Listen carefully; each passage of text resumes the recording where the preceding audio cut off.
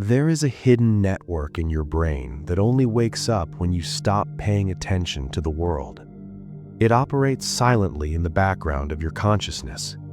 Neuroscientists estimate that the average human spends between 30 and 50% of their waking life engaged in spontaneous mind wandering. If you enjoy uncovering the quiet mechanics of your own mind, taking a moment to subscribe helps support these educational deep dives. For decades, this massive consumption of time was viewed merely as a lapse in focus. Until the late 20th century, the prevailing scientific consensus assumed the brain became largely passive whenever a person stopped focusing on a specific external task. This assumption proved to be fundamentally incorrect. Hans Berger, the pioneer who invented the electroencephalogram, noticed as early as 1929 that the brain remained furiously electrically active even during periods of total rest. The brain at rest consumes roughly 20% of the body's total energy budget, a staggering amount for an organ that comprises only 2% of your body mass. This creates a physiological paradox, often referred to as the dark energy of the brain. When you stare out a rainy window and think of nothing in particular, your neural firing rates barely decrease compared to when you are solving a complex mathematical equation. This specific state of high energy activity is governed by the default mode network. It is a robust system of connected regions that synchronizes the moment you disengage from the outside world. We often conceptualize daydreaming as a failure of discipline or a loss of productivity. However, biology is ruthless in its efficiency and rarely tolerates such expensive habits without a survival advantage. Maintaining this background hum requires vast metabolic resources. This biological cost suggests that drifting away is not a bug in the system, but a critical feature of human intelligence. The central conflict of the wandering mind lies in determining whether this drift is a tool or a distraction. On one hand, the unguided mind is the primary engine of creativity, allowing distinct memories to collide and form novel solutions without the censorship of focused thought.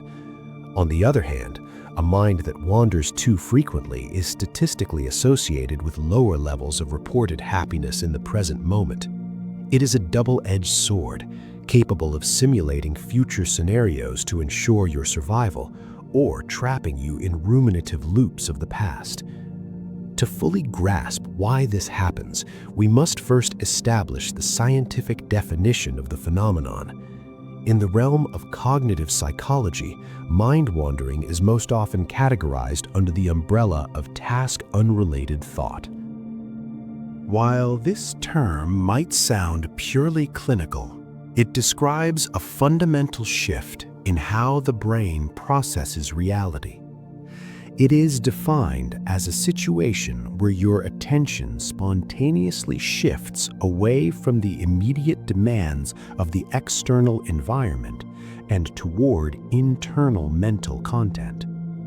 If you are reading a book, driving a car, or listening to a conversation, there is a primary external task that requires continuous sensory monitoring.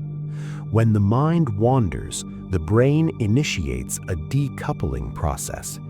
It temporarily ceases to prioritize the sensory data flowing in from the world around you and instead reallocates those processing resources to an internal stream of consciousness.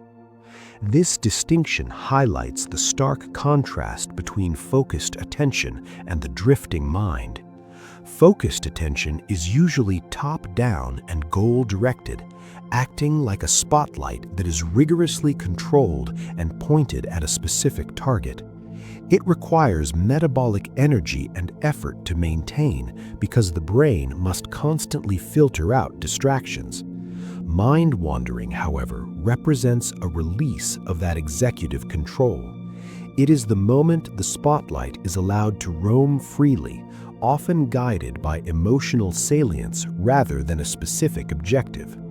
It is important to note that this is not merely a lack of focus. It is a distinct neurological state with its own specific signatures. Subjectively, we tend to describe this experience as zoning out. You might realize suddenly that you have read the same paragraph 3 times without absorbing a single word, or that you have arrived home without remembering the specific turns you took while driving. This sensation is the result of perceptual decoupling. During these episodes, the cerebral cortex actually dampens its response to sensory inputs.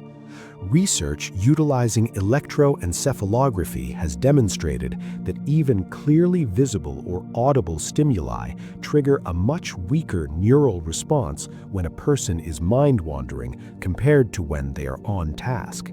The brain essentially creates a form of temporary, functional blindness and deafness to the outside world to protect the integrity of the internal daydream.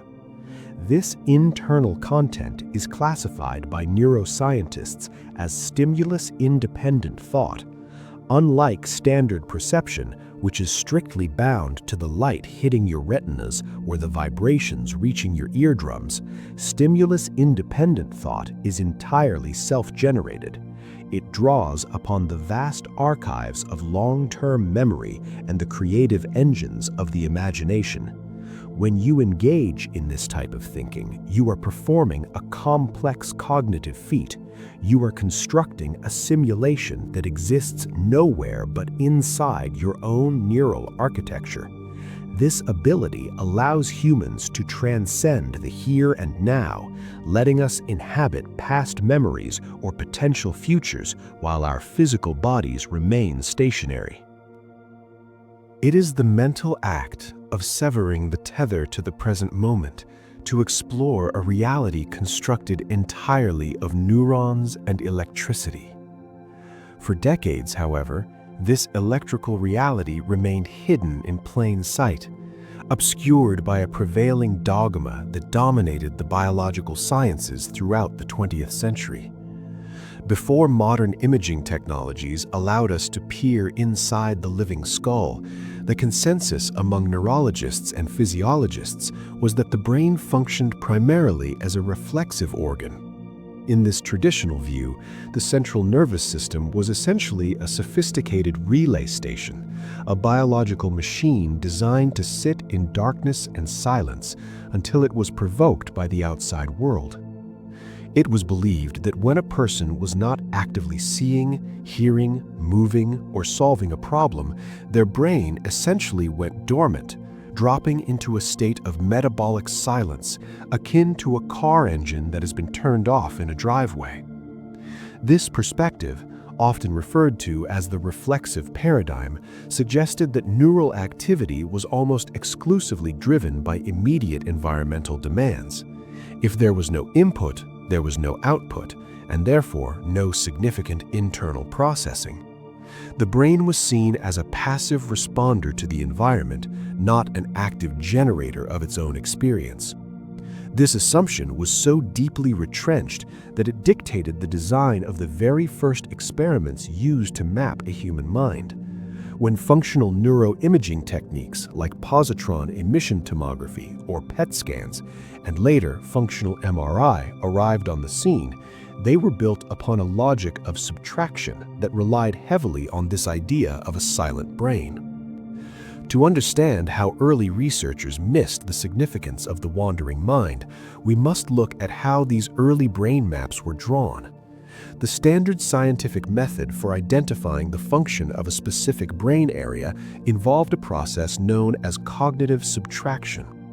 If a researcher wanted to find the neurons responsible for tapping a finger, they would scan a participant's brain while they tapped their finger, and then scan the brain again while the participant lay perfectly still.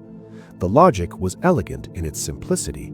By subtracting the brain activity recorded during the resting state from the activity recorded during the tapping task, the difference would reveal the specific neural circuits involved in movement. Crucial to this methodology was the concept of the physiological baseline. For the math to work, the resting state had to be a true zero, a flat line against which all other cognitive mountains could be measured.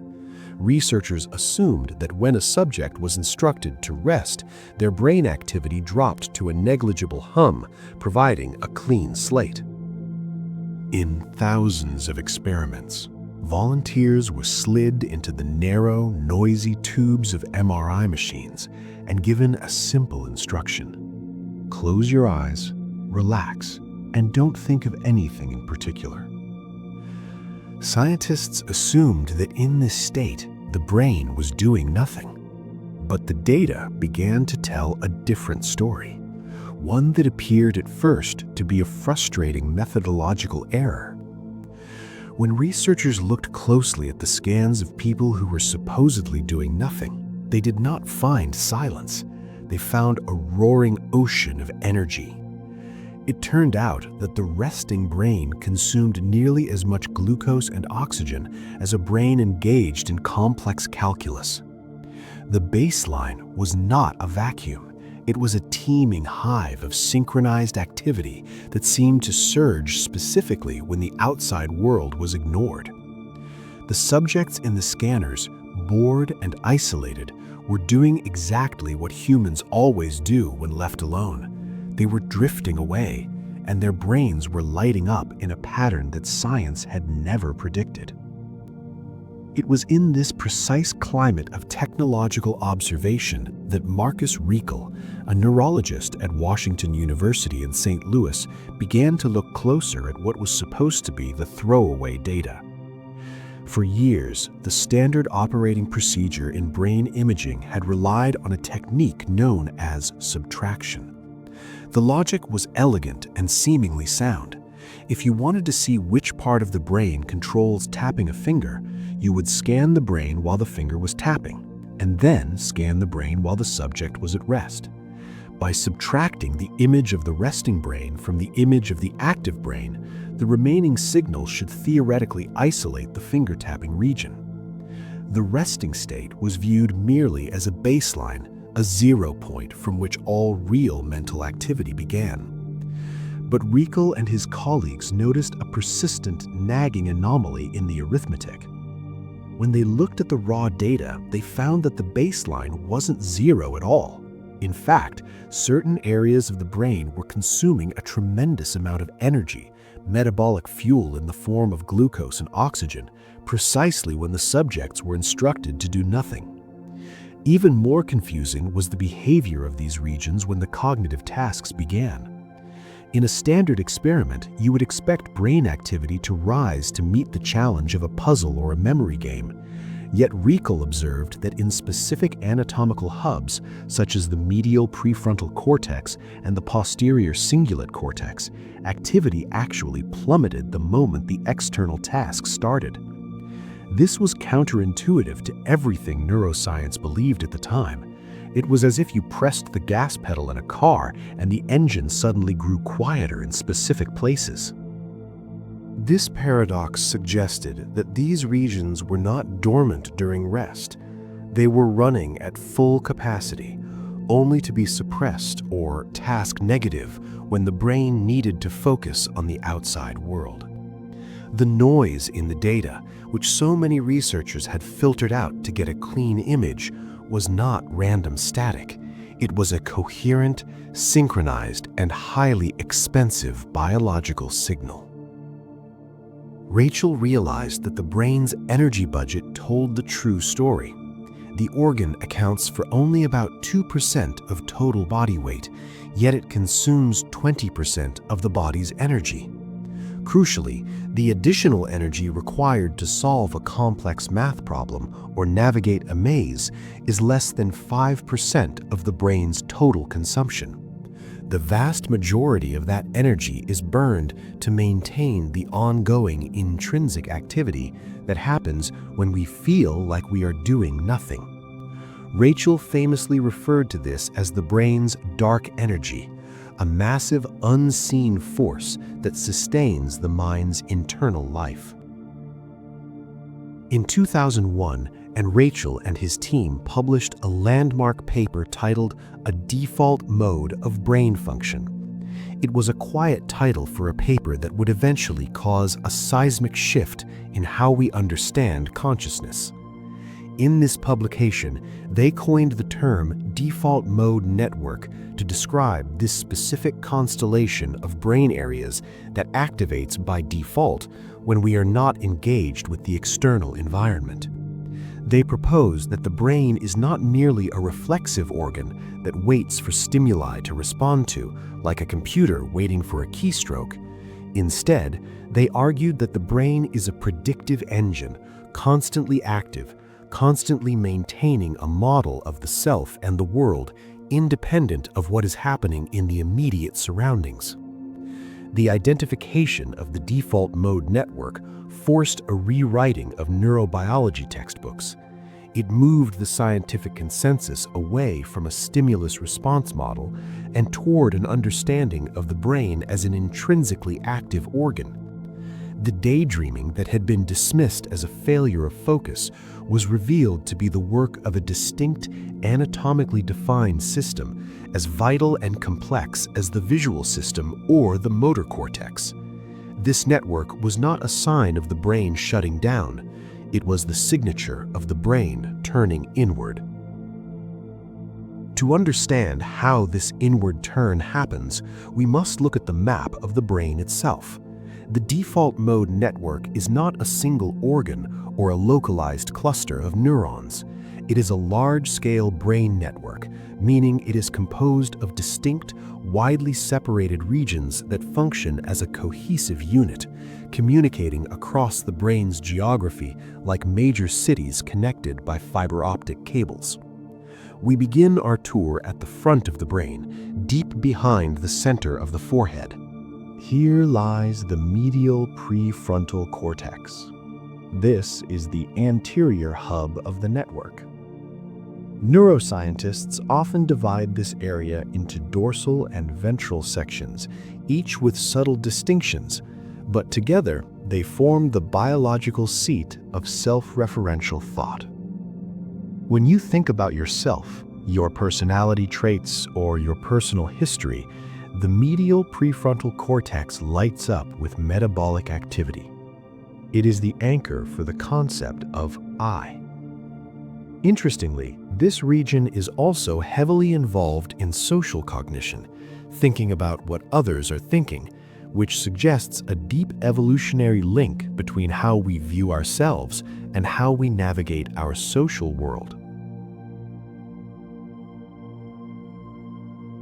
Travel backward along the midline of the brain, past the sensory strip, and you arrive at the posterior cingulate cortex.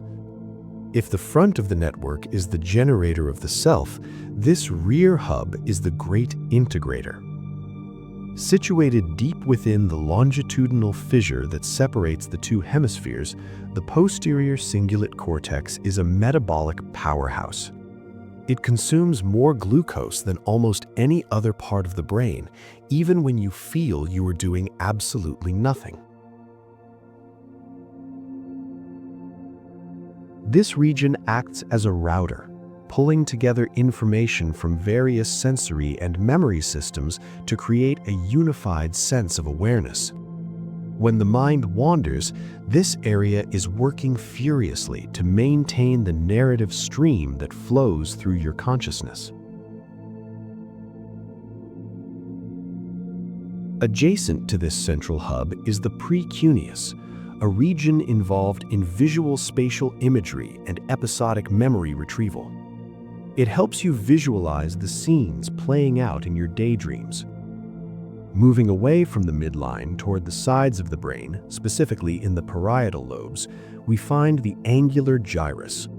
This region serves as a cross-modal hub where sight, sound, and meaning converge. In the context of the default mode network, the angular gyrus helps integrate these disparate senses into coherent concepts, allowing your internal thoughts to have texture, sound, and structure. Perhaps the most crucial partnership in this anatomical system is the connection to the medial temporal lobes, specifically the hippocampus. While the hippocampus is famous for storing memories, its role here is dynamic. It does not just play back the past like a recording, it provides the building blocks for constructing the future. When the default mode network activates, it recruits the hippocampus to pull fragments of past experiences and reassemble them into new simulations. This interaction is the physiological basis for why mind-wandering is often described as mental time travel. The true marvel of this system, however, is not just the individual stations, but the tracks that connect them.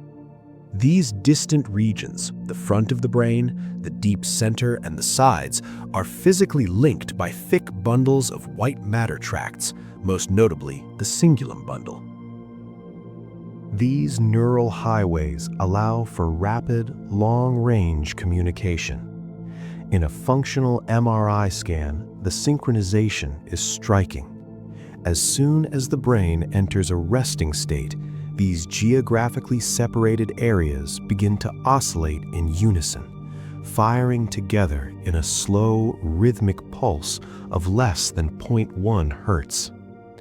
It is a silent symphony of electrical activity that plays only when the outside world is tuned out, binding these far-flung regions into a single, synchronized state of introspection.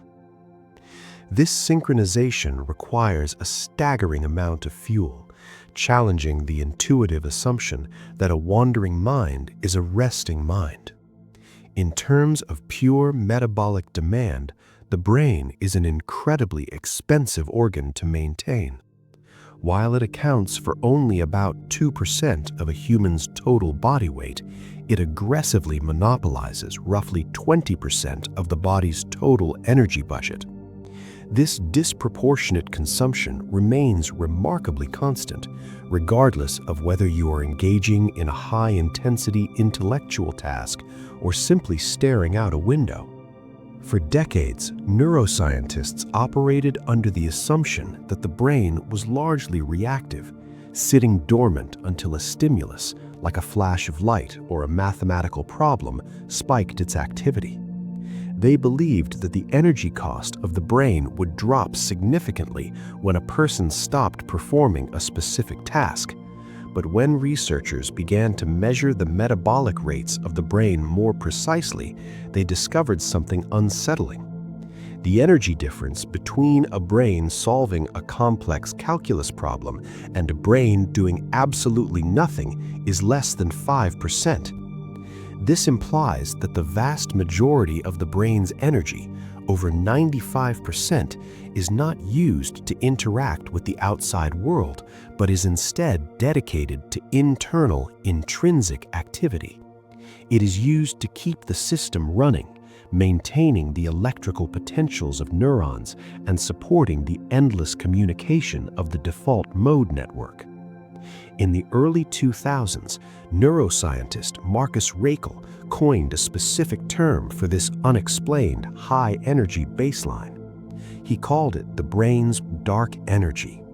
Much like the dark energy of the cosmos, which represents an unseen force that permeates the universe and outweighs visible matter, the brain's dark energy represents the massive, ongoing neural activity that occurs beneath the surface of conscious awareness. This internal hum is the rule, not the exception. The brain is never truly off. It is a humming server farm that never sleeps, constantly predicting, simulating, and maintaining the narrative of your existence. This biological reality thoroughly dismantles one of the most persistent and inaccurate myths in pop psychology, the idea that humans only use 10% of their brains. From an evolutionary standpoint, this myth is an impossibility. Evolution is ruthless with energy efficiency. It would never sustain an organ that consumes 20% of the body's calories if 90% of that tissue were unnecessary or unused. The truth is that you use your entire brain, and you use it almost all of the time. Even when you feel like you are doing nothing, your neural architecture is firing in complex, globally synchronized patterns. The 10% myth likely stemmed from early misunderstandings of the ratio between neurons and glial cells, or a misinterpretation of how few neurons fire simultaneously during specific actions. But in terms of availability and maintenance, the lights are always on in every room of the house. The default mode network ensures that even in the absence of a task, the brain remains in a state of high alert and high integration, ready to predict the next moment before it happens. This predictive machinery operates as a continuous, unbroken flow, a phenomenon that was identified by psychologists long before neuroscientists could see it on a screen. In 1890, William James published his seminal work, The Principles of Psychology. In it, he argued that human thought is not a collection of joined-together bits, like a chain or a train, but rather a fluid substance. He famously called it the stream of consciousness. For decades, this remained a poetic metaphor, but today we can identify the default mode network as the physical riverbed where this stream flows. When the brain is tasked with a specific goal, like calculating a tip or threading a needle, neural traffic is directed through the executive control network, which enforces a linear logical order. A leads to B, which leads to C. However, when the external task ends and the DMN ignites, the flow becomes nonlinear and associative. The constraints of logic are loosened. A sound in the room might trigger a memory of a childhood pet, which instantly jumps to a thought about a friend you haven't called in years, which then slides into a simulation of what you might say to them tomorrow. This associative architecture allows for the collision of ideas that would otherwise remain separated by rigid logic. Despite the whimsical connotations of the word daydreaming, the actual content of this stream is rarely fantastical. We tend to assume that when the mind wanders, it escapes to impossible worlds of flying cars or lottery wins. Yet studies utilizing experience sampling methods, where people report their thoughts at random intervals, show that the DMN is remarkably practical. It is less concerned with fantasy and more obsessed with mental time travel. The majority of spontaneous thought is autobiographical. It is grounded deeply in the self. We drift backward to re-edit the past, analyzing a conversation from yesterday to see if a different response would have been better. We drift forward to pre-live the future, rehearsing an upcoming job interview or planning the logistics of a weekend trip. This is not idleness. It is a relentless form of social and logistical simulation. The brain uses this downtime to test-run future scenarios in a low-risk environment, ensuring that when the real moment arrives, the neural pathways are already primed. Consider your own experience earlier today, perhaps while waiting for a kettle to boil or sitting in traffic. Can you recall a specific moment where you realized your eyes were open, but you had stopped seeing the world in front of you because you were somewhere else entirely? That common sensation of zoning out is a physiological shift. This is known as perceptual decoupling.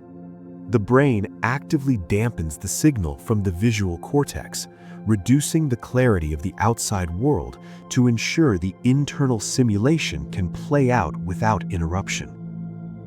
Once the brain effectively decouples from the immediate environment, the nature of the internal simulation varies drastically from person to person. It was the psychologist Jerome Singer, working primarily in the mid-20th century, who first rigorously categorized these internal experiences, arguing that daydreaming is not a monolithic activity, but rather falls into three distinct styles: each with its own unique psychological signature and neural profile. The first style is what Singer classified as positive constructive daydreaming. This is the form of mind wandering that is generally considered beneficial and adaptive. It is characterized by playful, vivid imagery and a sense of hopeful curiosity. When a person engages in positive constructive wandering, their default mode network is actively engaged in creative incubation and future planning. This style correlates strongly with the personality trait known as openness to experience. The thoughts here are often wish-fulfilling but structured, acting as a narrative rehearsal for life. You might imagine a future conversation going perfectly well, mentally rearrange the furniture in a home to see how it looks, or solve a complex problem by visualizing it from a new angle.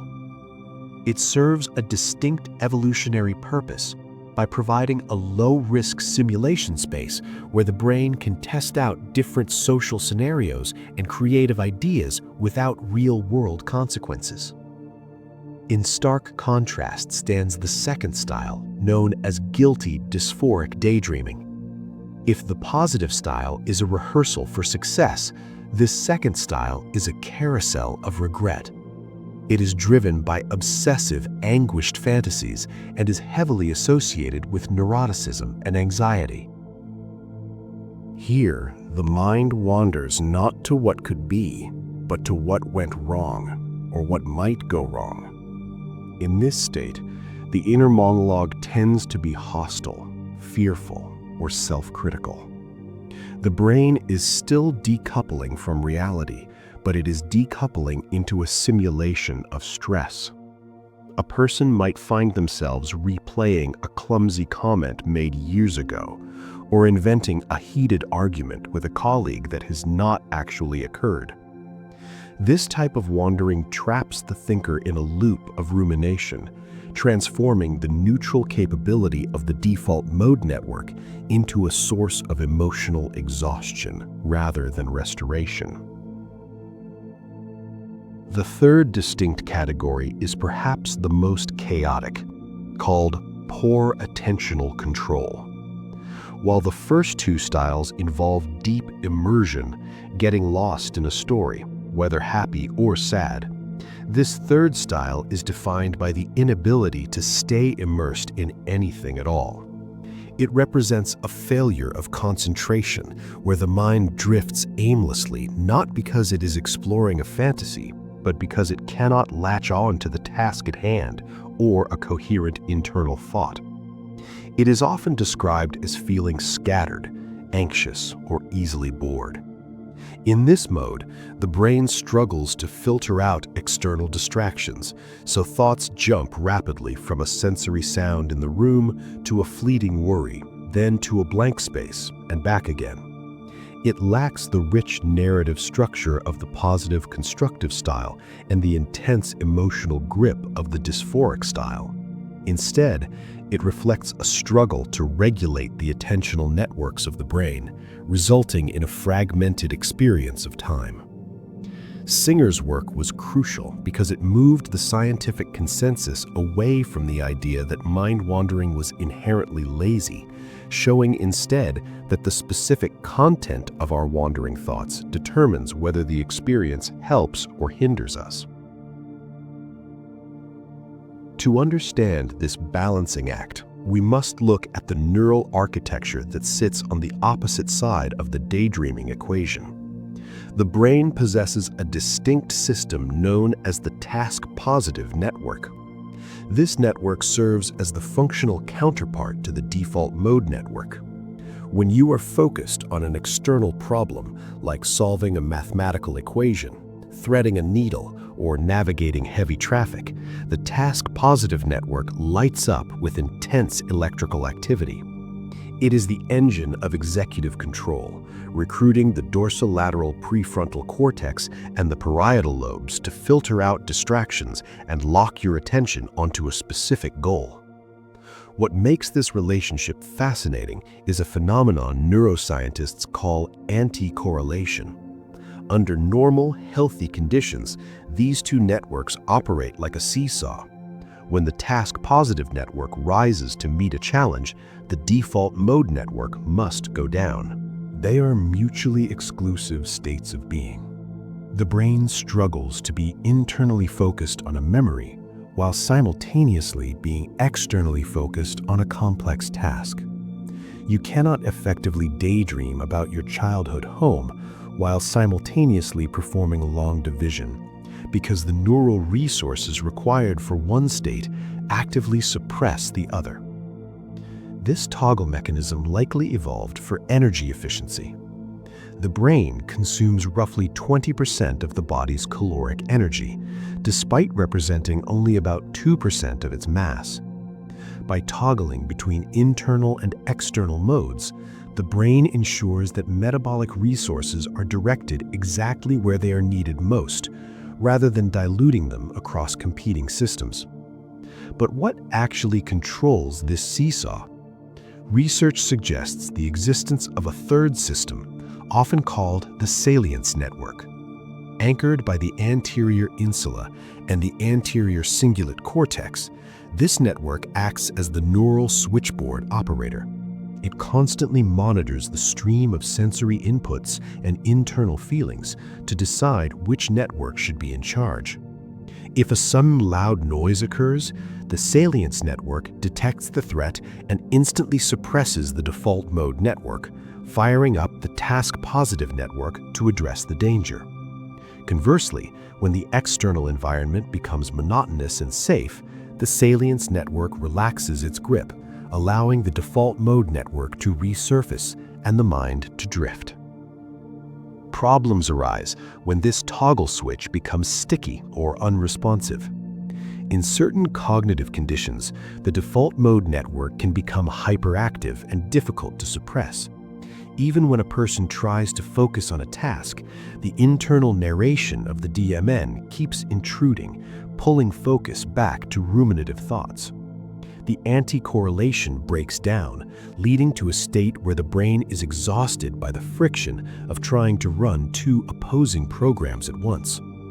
Similarly, in the context of attention deficits, the salience network may struggle to reliably engage the task-positive network. The result is a fluctuating state where the mind wanders not because it chooses to, but because the neural brakes that usually quiet the DMN are not catching hold firmly enough. This suggests that the ability to focus is not just about willpower, but about the physical integrity of these binary rhythms. There's a subtle beauty in this binary design. It implies that rest is not merely the absence of work, but a distinct biological mode with its own specific activation patterns. The brain is never truly off, it is simply switching between two different types of on. This oscillation occurs on multiple timescales, from the sub-second switching required to check a notification and return to work, to the longer rhythms that guide our daily focus. Studies using fMRI have shown that the strength of this anti-correlation, how sharply the brain can switch between the two, is often a predictor of cognitive flexibility. A loose switch, where the DMN lingers while the TPN tries to activate, correlates with more errors in tasks, creating a sort of neural interference pattern. It appears that a healthy mind is one that can toggle cleanly, fully engaging with the world when necessary and fully retreating into the self when the task is done.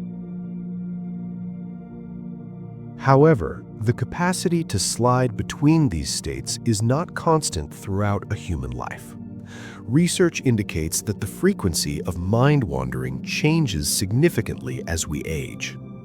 In young children, the boundaries between the internal world and external reality are notably porous, with the default mode network showing different connectivity patterns compared to adults.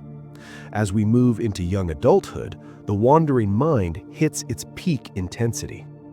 A famous study published in the journal Science by psychologists Matthew Killingsworth and Daniel Gilbert utilized smartphone technology to track people in real time, discovering that the average person's mind is wandering 47% of the time. This suggests that nearly half of our waking life is spent somewhere other than the present moment.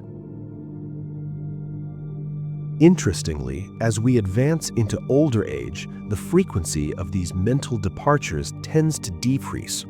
Several studies have observed that seniors report fewer instances of task-unrelated thoughts compared to university students. There is an ongoing debate in neuroscience about why this decline occurs. One hypothesis suggests that because mind-wandering utilizes working memory resources to sustain a complex internal train of thought, a natural reduction in cognitive resources might limit how often the mind drifts. Another perspective argues that older adults may simply be more content in the present moment, feeling less pressure to constantly simulate future scenarios or ruminate on the past. Geography and culture also play a subtle role in how these networks manifest. While the biological hardware of the DMN is universal, the content of our daydreams is shaped by our environment. Preliminary cross-cultural research implies that individuals in East Asian cultures may experience mind-wandering that is less self-focused and more socially oriented compared to the individualistic future planning often seen in Western demographics. Beyond age and culture, our internal biological clocks exert a heavy influence on this neural toggle switch. The activity of the default mode network fluctuates with our circadian rhythms. You may have noticed that maintaining strict focus becomes significantly harder in the mid-afternoon, often called the circadian dip, and late at night. This is not just a feeling of tiredness, it is a measurable shift in neural dominance. The brain's executive control centers, which keep the DMN in check during tasks, consume a tremendous amount of metabolic energy. As we become fatigued, the brain loses the energy required to suppress the default mode. Consequently, the filter dissolves and the mind begins to wander more freely, often making the hours before sleep a prime time for involuntary introspection. This specific type of involuntary drift highlights a critical distinction in neuroscience: the difference between spontaneous wandering and deliberate wandering. While they may feel similar on the surface, both involve detaching from the external world, they rely on different neural architectures and produce vastly different outcomes for your mental state. Spontaneous mind wandering is often categorized as a failure of executive control. This is the experience of reading a book, reaching the bottom of the page, and realizing you have not absorbed a single word because your attention was hijacked by a random memory. In this state, you are unaware that you have drifted away. The brain's executive control network, which usually keeps you on task, has momentarily collapsed, allowing the default mode network to pull the steering wheel toward internal chatter. Studies utilizing experience sampling methods, where participants are interrupted at random intervals, suggest that this specific form of zoning out is frequently linked to lower mood and rumination, primarily because the wandering is uncontrolled and often focuses on anxieties or unfinished business. However, deliberate mind wandering is a sophisticated cognitive tool.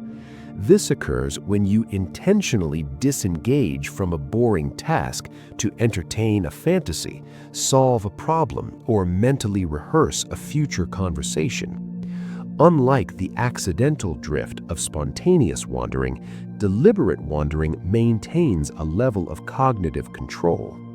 Neuroimaging reveals that during this unique co-activation, the default mode network cooperates with the executive control network rather than fighting against it. This unique co-activation allows you to navigate your internal world without getting lost in it, turning the daydream into a workspace rather than a distraction.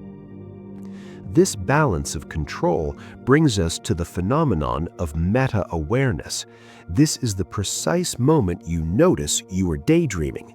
In spontaneous wandering, meta-awareness is absent. You are fully immersed in the illusion. The moment you realize you are doing it, the spell breaks. But in deliberate wandering, meta-awareness remains active in the background, monitoring the process. Deep within these drifting states, we often encounter what psychologists call mind pops, or involuntary semantic memories. These are the sudden, inexplicable appearances of a word, a phrase, or a snippet of a song that burst into consciousness without any obvious trigger. You might be folding laundry when the name of a childhood teacher suddenly appears in your mind. Research suggests these are not truly random, but are the delayed result of long-term priming. A thought or stimulus from days or even weeks ago likely activated a neural pathway that remained just below the threshold of awareness, waiting for the cognitive guard to lower during a period of relaxation to finally breach the surface. These isolated fragments differ from standard memories because they usually lack context. They are simply data packets floating in the stream of the resting mind. These isolated fragments eventually coalesce into the broader phenomenon we colloquially call daydreaming, a state that was rigorously quantified in a landmark piece of research conducted at Harvard University. In 2010, psychologists Matthew Killingsworth and Daniel Gilbert published a paper in the journal Science with a title that was as catchy as it was controversial: "A wandering mind is an unhappy mind." Until this point, measuring the internal state of a person's thoughts was notoriously difficult, relying often on retrospective questionnaires, where participants had to guess how much they had daydreamed over the past week, a method prone to significant memory errors. Killingsworth and Gilbert took a different approach, utilizing the then novel technology of smartphones to conduct what is known as experience sampling. They developed an application called Track Your Happiness that would contact thousands of volunteers at random intervals throughout their waking hours, asking them 3 specific questions. First, how are you feeling right now? Second, what are you doing right now? And third, are you thinking about something other than what you are currently doing? The sheer scale of the data they collected provided the most detailed map of human attention ever constructed up to that time. They gathered over 250,000 data points from subjects ranging in age from 18 to 88, covering 83 different occupations and representing a wide demographic spread. The first major revelation was the sheer frequency of the behavior. The study found that people spend 46.9% of their waking hours thinking about something other than what they are actually doing. Whether they were eating, walking, working, or resting, their minds were elsewhere nearly half the time. The only activity recorded where mind wandering was notably rare was during physical intimacy. For almost every other human activity, the mind was frequently absent. However, the more headline-grabbing finding concerned the emotional toll of this mental travel. The data showed a robust correlation between mind wandering and lower levels of self-reported happiness. Crucially, this held true regardless of what the person was actually doing. A person washing dishes while focusing intently on the water and the soap reported being happier than a person washing dishes while thinking about a vacation. This was the most counterintuitive discovery. One might assume that thinking about a beach while stuck in traffic would improve one's mood, but the data suggested otherwise. When the mind wandered to neutral topics, happiness dropped. When it wandered to unpleasant topics, happiness dropped sharply. But even when the mind wandered to pleasant topics, people were still not significantly happier than when they were simply focused on the task at hand. This raised a classic scientific problem of causality. Does a wandering mind cause unhappiness, or do we start daydreaming because we are already unhappy? If you are feeling low, it is logical that you might seek escape in fantasy. To solve this, the researchers analyzed the time lag between the reports. They looked at the sequence of the data points to see which state predicted the other. The statistical analysis suggested that mind wandering often serves as a cause, not merely a consequence of unhappiness. The act of thinking about something else predicted a subsequent dip in mood, whereas a dip in mood did not strongly predict subsequent mind wandering. This led the authors to conclude that the human ability to think about that which is not happening is a cognitive achievement that comes at an emotional cost. It is important, however, to apply a lens of nuance to these findings, as later interpretations have softened the absolute nature of the claim. The study did not distinguish heavily between the specific types of wandering involved. Thinking anxiously about a future deadline is technically mind-wandering, but so is plotting a creative novel or solving a complex physics problem in the shower. While the Harvard study suggests that presence is the statistically safest path to contentment, it does not necessarily mean that all mental voyages are inherently toxic. It implies that the default mode of the brain, when left unchecked, has a slight evolutionary bias toward problem-solving, threat detection, and social rumination, rather than blissful fantasy. We drift not necessarily to relax, but to scan for future issues or re-adjudicate past social failures, a habit that pulls us out of the immediate sensory stability of the moment. When this displacement from the present moment becomes repetitive and focuses exclusively on distress, neuroscientists refer to it as rumination. Unlike the free-floating, whimsical nature of positive daydreaming, rumination is characterized by a distinct rigidity in neural traffic. If healthy mind wandering is like a train exploring various stations, a memory here, a future plan there, a random abstract concept, rumination is when the switch gets stuck and the train circles the same track repeatedly. This is not merely a metaphor. It reflects a detectable lack of inhibition in the brain's filtering systems.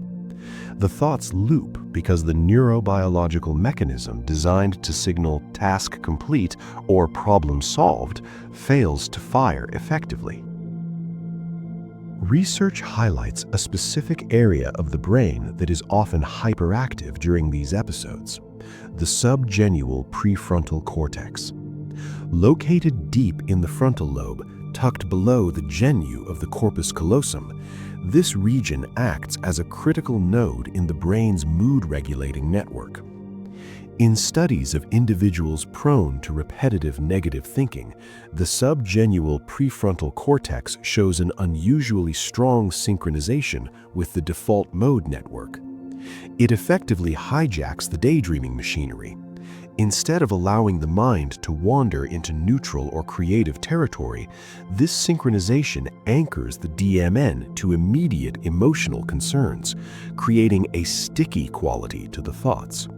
The network becomes locked in a holding pattern, unable to disengage from the negative stimulus to return to a baseline state. You might wonder why the brain would retain such a seemingly flawed mechanism. Why keep a system that makes us feel worse? The answer lies in the harsh mathematics of survival. To a primitive brain, a missed opportunity for pleasure, like missing a patch of berries, is a minor loss. But missing a potential threat, like the sign of a predator or a social transgression that could lead to exile, is a catastrophic error. Therefore, the brain possesses a profound negativity bias. It treats negative information with significantly higher neural priority than positive data. This bias is woven into our cognitive architecture. The amygdala, which processes emotional relevance, has a hair trigger for negative stimuli. When it flags a memory or a future scenario as potentially dangerous or shameful, the DMN grabs hold of it. The brain essentially says, "Do not let go of this thought until we have figured it out." The problem, of course, is that many modern stressors, like an awkward email or a vague sense of uncertainty, cannot be solved in the same way a physical threat can be evaded. So the brain spins. It runs the simulation over and over, looking for a different outcome that doesn't exist. Have you ever noticed how a single negative comment can stick with you for days, while a dozen compliments fade within minutes? This asymmetry is not a character flaw. It is a biological default setting. This creates a feedback loop where the very act of thinking about the problem reinforces the neural pathway associated with the distress, making the path of least resistance one of worry rather than relaxation. It is the dark side of our ability to simulate the future. The same cognitive hardware that allowed our ancestors to predict seasonal changes and plan complex hunts also condemns us to relive a brief social blunder for hours, simply because the brain has flagged it as critical data for survival. This persistent recounting of error is where the default mode network transitions from a survival tool into a source of pathology. In the context of major depressive disorder, the DMN exhibits a trait known as hyperconnectivity. It is not merely that the network is active, it is that the functional connectivity between its nodes, specifically the anterior and posterior hubs, has become unusually rigid and overly efficient. Imagine a forest path that has been trodden so many times it becomes a paved highway, making it nearly impossible for traffic to flow anywhere else. In a healthy brain, the connections within the DMN are flexible, engaging when necessary and disengaging when focus is required elsewhere. In a depressed brain, fMRI scans reveal that the communication between the medial prefrontal cortex and the posterior cingulate cortex is excessively strong. This creates a trap for neural signaling, where information circulates in a closed loop without the introduction of new perspectives or sensory data. This hyperconnectivity provides the biological basis for rumination, the repetitive dwelling on negative thoughts. Because the DMN is heavily involved in self-referential processing, essentially the story we tell ourselves about who we are, a locked-in DMN results in a locked-in narrative. The me network, as it is often called, begins to filter all reality through a lens of personal implication. The brain is technically doing what it evolved to do. It is isolating a problem and running simulations to solve it. However, because the problem is often an abstract concept like self-worth or past regret, the simulation cannot find a resolution. It simply loops, burning metabolic energy and reinforcing the synaptic pathways of distress, etching the negative association deeper into the physical structure of the brain. One of the most profound failures observed in this state is the inability of the network to down-regulate. Under typical conditions, the brain operates on a principle of anti-correlation between the DMN and the task-positive network. It is a biological seesaw mechanism. When you focus on a math problem, a complex tool, or a conversation, the task-positive network rises, and the DMN falls silent to save energy and prevent interference. In those suffering from depression, this seesaw is rusted. Even when the individual attempts to engage with the external world, the DMN fails to deactivate. It continues to chatter in the background, maintaining high baseline activity. This results in a tremendous cognitive load, as the brain is effectively trying to run two competing operating systems simultaneously. This competition for resources likely contributes to the sensation of mental fog and profound exhaustion that characterizes the condition, as the brain burns glucose, maintaining a background simulation that serves no functional purpose. Understanding this network failure has shifted the focus of modern psychiatric treatment toward network modulation. The goal is no longer just to flood the brain with neurotransmitters, but to physically alter the connectivity of these circuits. Techniques such as transcranial magnetic stimulation are used to apply magnetic fields to specific surface areas of the brain, attempting to disrupt the firing patterns of the DMN and encourage the re-engagement of the task-positive network.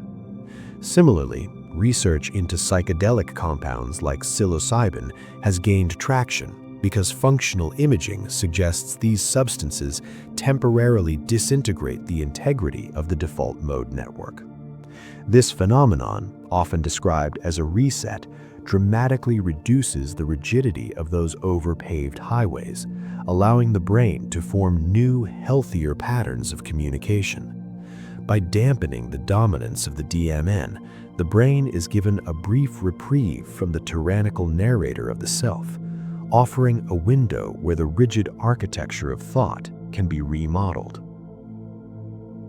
But without intervention, the default mode often reverts to its primary evolutionary duty, which is not merely narrating the present, but simulating the future. This capacity for mental time travel is arguably the human brain's most significant achievement.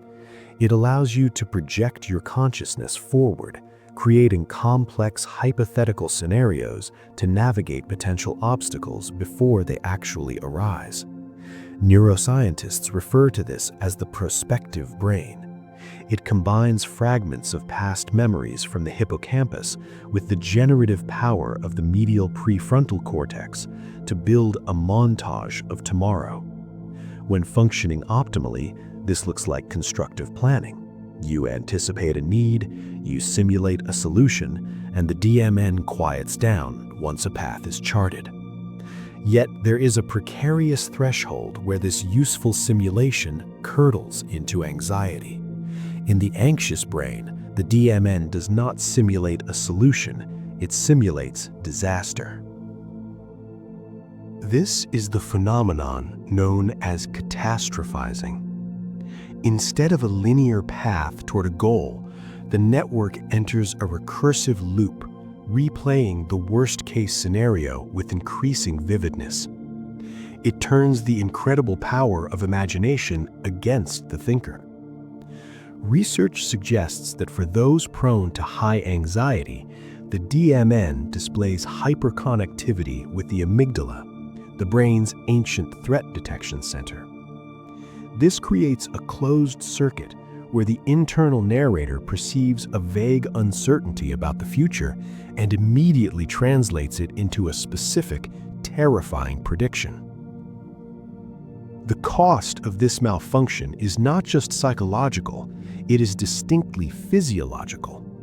One of the most fascinating and somewhat troubling aspects of the human nervous system is its inability to strictly differentiate between a vivid simulation and reality.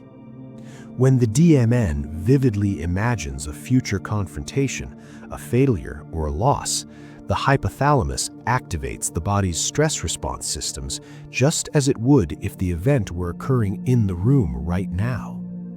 The The hypothalamic pituitary adrenal axis, or HPA axis, floods the bloodstream with cortisol and adrenaline. Your heart rate elevates, your digestion slows, and your muscles tense in preparation for a threat that exists entirely within a neural simulation. This mechanism helps explain why chronic worry is so physically exhausting. You are essentially living through the catastrophe dozens of times before it happens, or indeed, living through it repeatedly even if it never happens at all. The brain is running a high-energy simulation that taxes the body's metabolic resources, burning glucose to fuel a fight-or-flight response against a phantom. It is crucial here to distinguish between worry and planning, as they often engage similar brain regions but result in vastly different outcomes. Planning involves uncertain futures but focuses on actionable steps.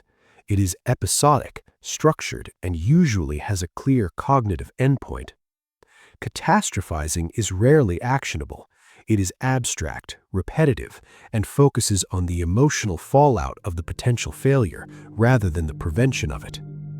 The DMN in this state acts like a faulty alarm system that cannot be reset, mistaking the smoke of a thought for the fire of reality. This specific type of signal confusion becomes the central neurological feature of the ADHD brain. For those with attention deficit hyperactivity disorder, the struggle is not necessarily a lack of attention, but rather a difficulty in regulating which neural network is in the driver's seat. In a neurotypical brain, the relationship between the default mode network and the task-positive network are anti-correlated, meaning they operate like a seesaw. When one goes up, the other must go down. If you need to focus on a complex external problem, your brain naturally suppresses the DMN to allow the executive networks to function without interference. However, in the ADHD brain, this suppression mechanism is often insufficient or inconsistent, leading to what neuroscientists call DMN interference. The mechanism behind this failure to switch tracks is largely chemical. Dopamine is the primary neurotransmitter responsible for modulating neural signaling and rewarding focus, and it plays a critical role in dampening the activity of the default mode network. When tonic dopamine levels are lower than average, as is the case in ADHD, the brain lacks the necessary chemical leverage to fully shut down the DMN. Consequently, the daydreaming network remains active even when the person is trying to concentrate on the external world. This creates a state of dual activation, where the inner monologue and the outer task are competing for the same limited metabolic resources. It is not that the person has stopped trying to focus, it is that the background noise of their own wandering mind has not been muted. This phenomenon is formally known as the default mode interference hypothesis. It suggests that the attentional lapses frequently observed in ADHD are actually momentary intrusions of the default mode network into the task-positive network. Imagine trying to listen to a faint radio broadcast while a television is blaring at full volume in the same room. For the ADHD brain, the DMN is that television, constantly broadcasting memories, future anxieties, and random associations that override the sensory input from the task at hand. This is why trying harder to focus can sometimes feel physically exhausting. The brain is expending immense energy fighting against its own intrinsic connectivity. This constant scanning creates a friction known in neuroscience as the switch cost. When the default mode network intrudes upon a focused task, the brain cannot simply snap back to attention without a penalty. Neuroimaging reveals that toggling between the internal world of memory and the external world of sensory processing requires a complex reconfiguration of neural resources. It takes measurable time, often several seconds, to fully re-engage the task-positive network. During this transition, reaction times slow down and the error rate increases. The brain is effectively in a state of limbo, suspended between two competing networks, burning energy just to reorient itself. One of the most common illustrations of this cost occurs during reading. You have almost certainly experienced the phenomenon of zoning out, where your eyes continue to scan the text, mechanically moving from line to line, yet your attention has completely decoupled from the meaning. This is not an active failure, it is an active takeover. The default mode network initiates an autobiographical thought, perhaps a worry about tomorrow or a memory from yesterday, and diverts resources away from the language processing centers. The visual cortex continues to receive input, but the semantic bridge is broken. You reach the bottom of the page only to realize you have retained absolutely nothing, forcing you to reread the entire section. This demonstration that visual attention and cognitive attention are not synonymous. Looking is not the same as seeing. This limitation is further quantified by a phenomenon known as the attentional blink. If two visual targets appear in rapid succession, typically within 200 to 500 milliseconds of each other, the brain often fails to perceive the second target entirely. It is as if the mind physically blinks after processing the first item, creating a momentary gap in consciousness while it resets.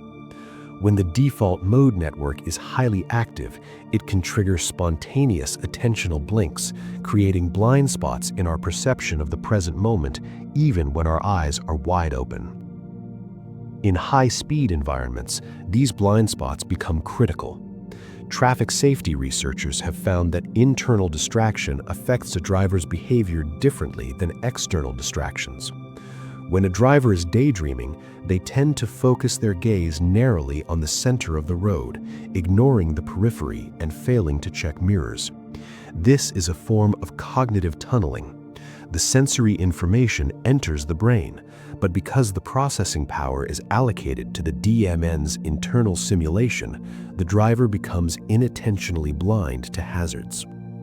This constant tug-of-war between internal thoughts and external focus leads to different coping strategies. When you're trying to minimize these distractions and really concentrate, do you prefer a completely silent environment, or do you find that a consistent background sound like white noise or rain actually helps keep your mind from wandering? The preference often depends on your baseline arousal levels, but regardless of the environment, the metabolic cost remains. Shifting back and forth between these neural networks consumes significant amounts of glucose, which explains why a day of fighting off distractions can leave you feeling physically exhausted even if you haven't moved from your chair. Yet, if this metabolic investment were truly wasteful, evolution likely would have selected against such a high-energy system long ago. The fact that the brain dedicates nearly 20% of the body's energy to itself, regardless of whether you are solving a complex equation or staring blankly out a window, suggests that the downtime is not actually downtime at all. This brings us to the most celebrated function of the default mode network, its role as the engine of creativity and the primary driver of what psychologists call the incubation effect. The incubation effect is the counterintuitive phenomenon where the most effective way to solve a difficult problem is often to stop working on it entirely. When you are hyper-focused on a specific task, your brain utilizes the executive control network to narrow your attention. This is like a spotlight illuminating a small, specific area with intense brightness. While efficient for execution, this spotlight creates a cognitive tunnel vision. It inhibits unrelated information to keep you on track. However, for complex problems requiring novel solutions, the answer often lies outside the spotlight, hidden in remote associations that your focused brain is actively suppressing to maintain concentration.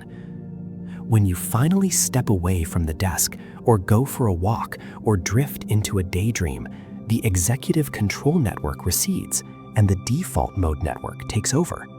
The spotlight turns off and a floodlight turns on.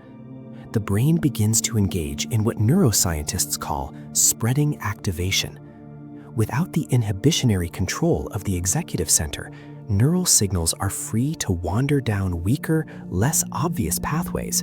This allows the brain to connect concepts that have no logical business being together, leading to the synthesis of entirely new ideas.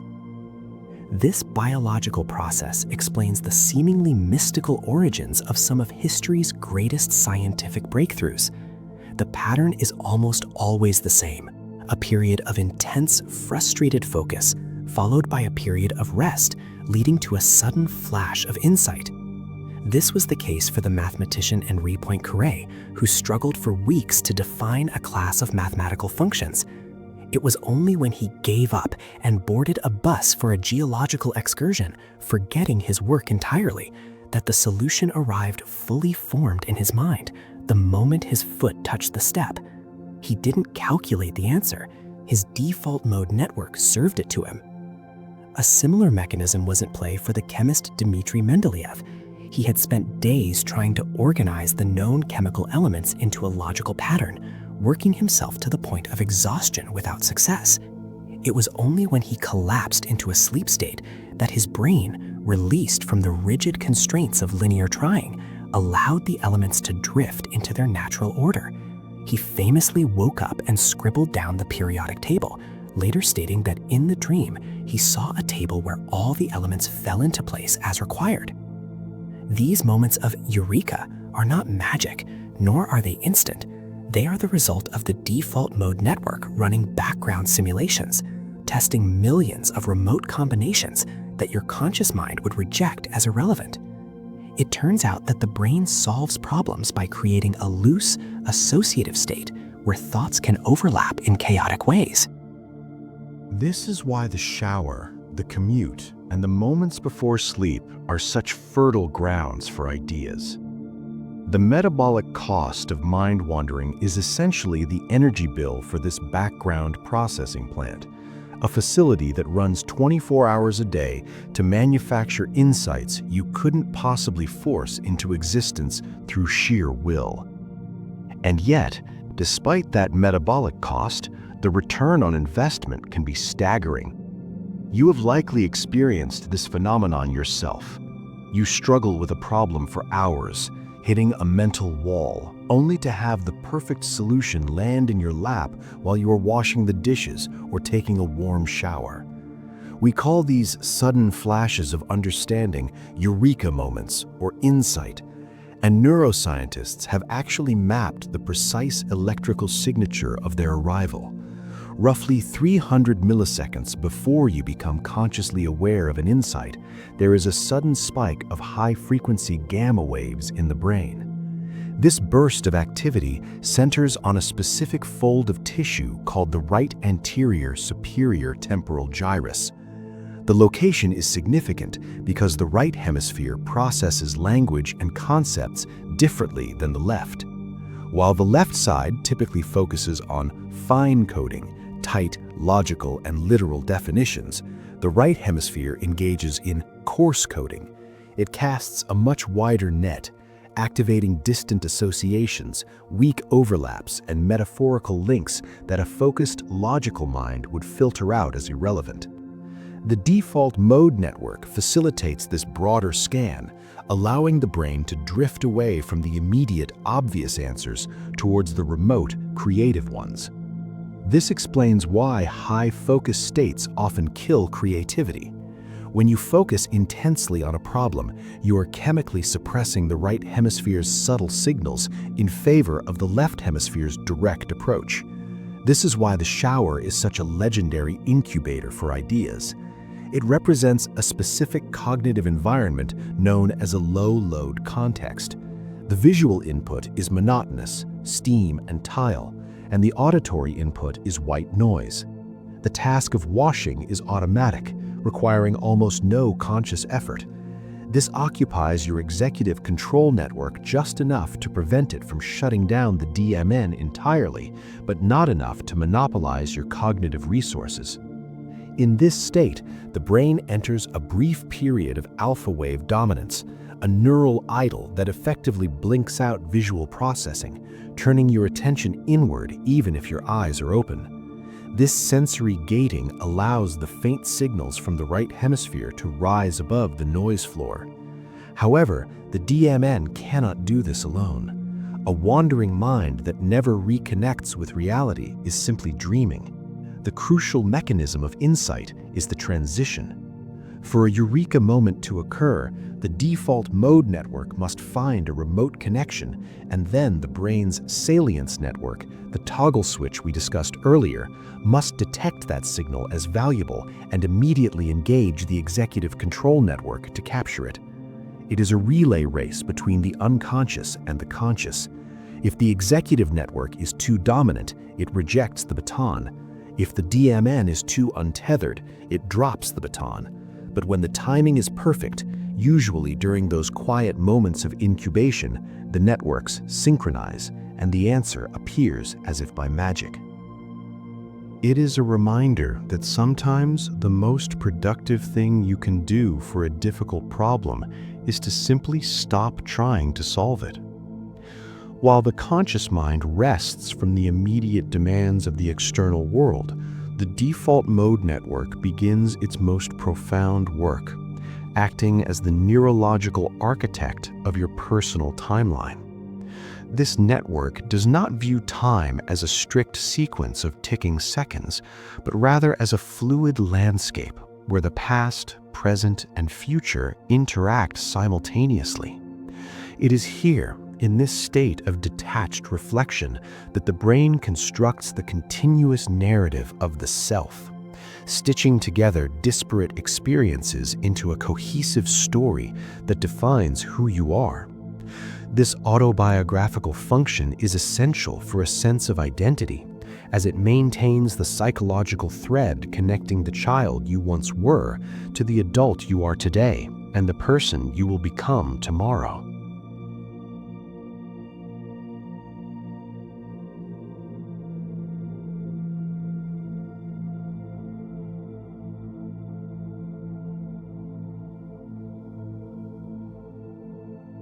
The mind-wandering state is therefore the engine of anticipation, constantly updating your internal model of the world, so that when you finally re-engage with reality, you are already prepared for what lies ahead.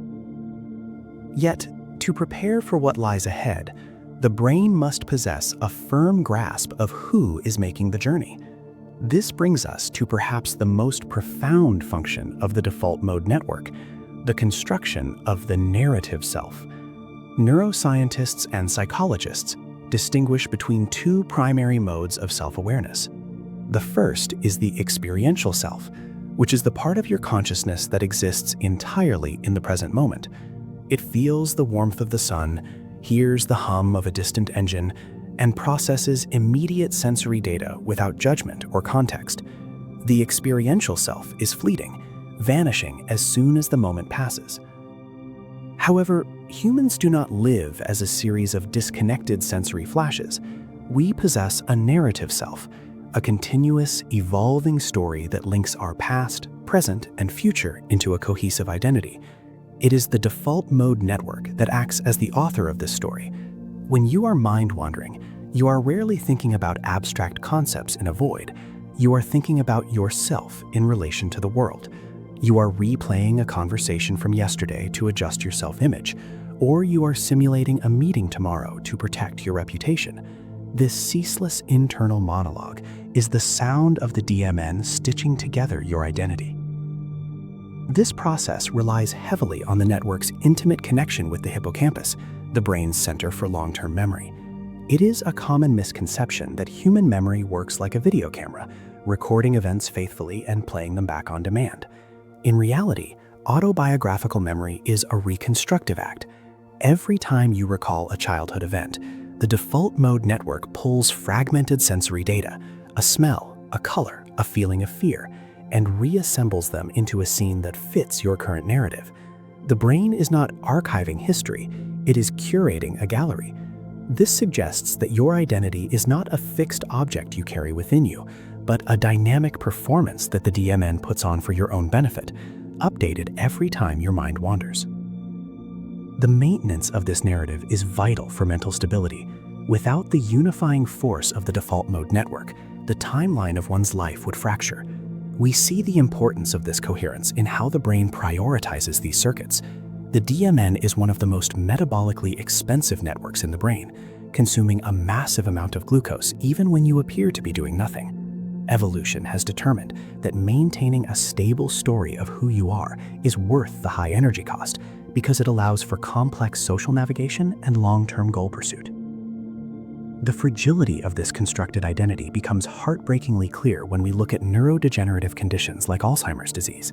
In the early stages of Alzheimer's, distinct physiological changes occur within the brain long before significant memory loss is observed by family members. One of the very first systems to degrade is the default mode network. The accumulation of amyloid plaques often concentrates in the posterior cingulate cortex and the precuneus, key hubs of the DMN. As these hubs weaken, the brain loses its ability to access and stitch together the episodic memories that form the narrative self. The patient does not just lose facts, they lose the thread of their own story. The dissolution of the self in dementia is, in a neurological sense, the silencing of the mind-wandering network, leaving only the experiential self stranded in a present moment that has lost its connection to the past. But this dissolution of the narrative self reveals something else about the architecture of our minds, something that connects us deeply to the world around us. It turns out that the neural pathways responsible for maintaining your own identity are the exact same pathways used to understand the identities of others. In the geography of the brain, the map of the self and the map of society are printed on the same pages. This brings us to a critical realization about the default mode network. It is not solipsistic. It is not designed solely for looking inward. Neuroscientists have discovered a profound functional overlap between the DMN and the networks responsible for social cognition. This has led researchers, such as Matthew Lieberman at UCLA, to propose that the brain's default setting is actually a social setting. When the brain is not engaged in a specific mechanical task, like solving a math equation or navigating a busy intersection, it does not simply power down. Instead, it automatically switches its focus to the human world.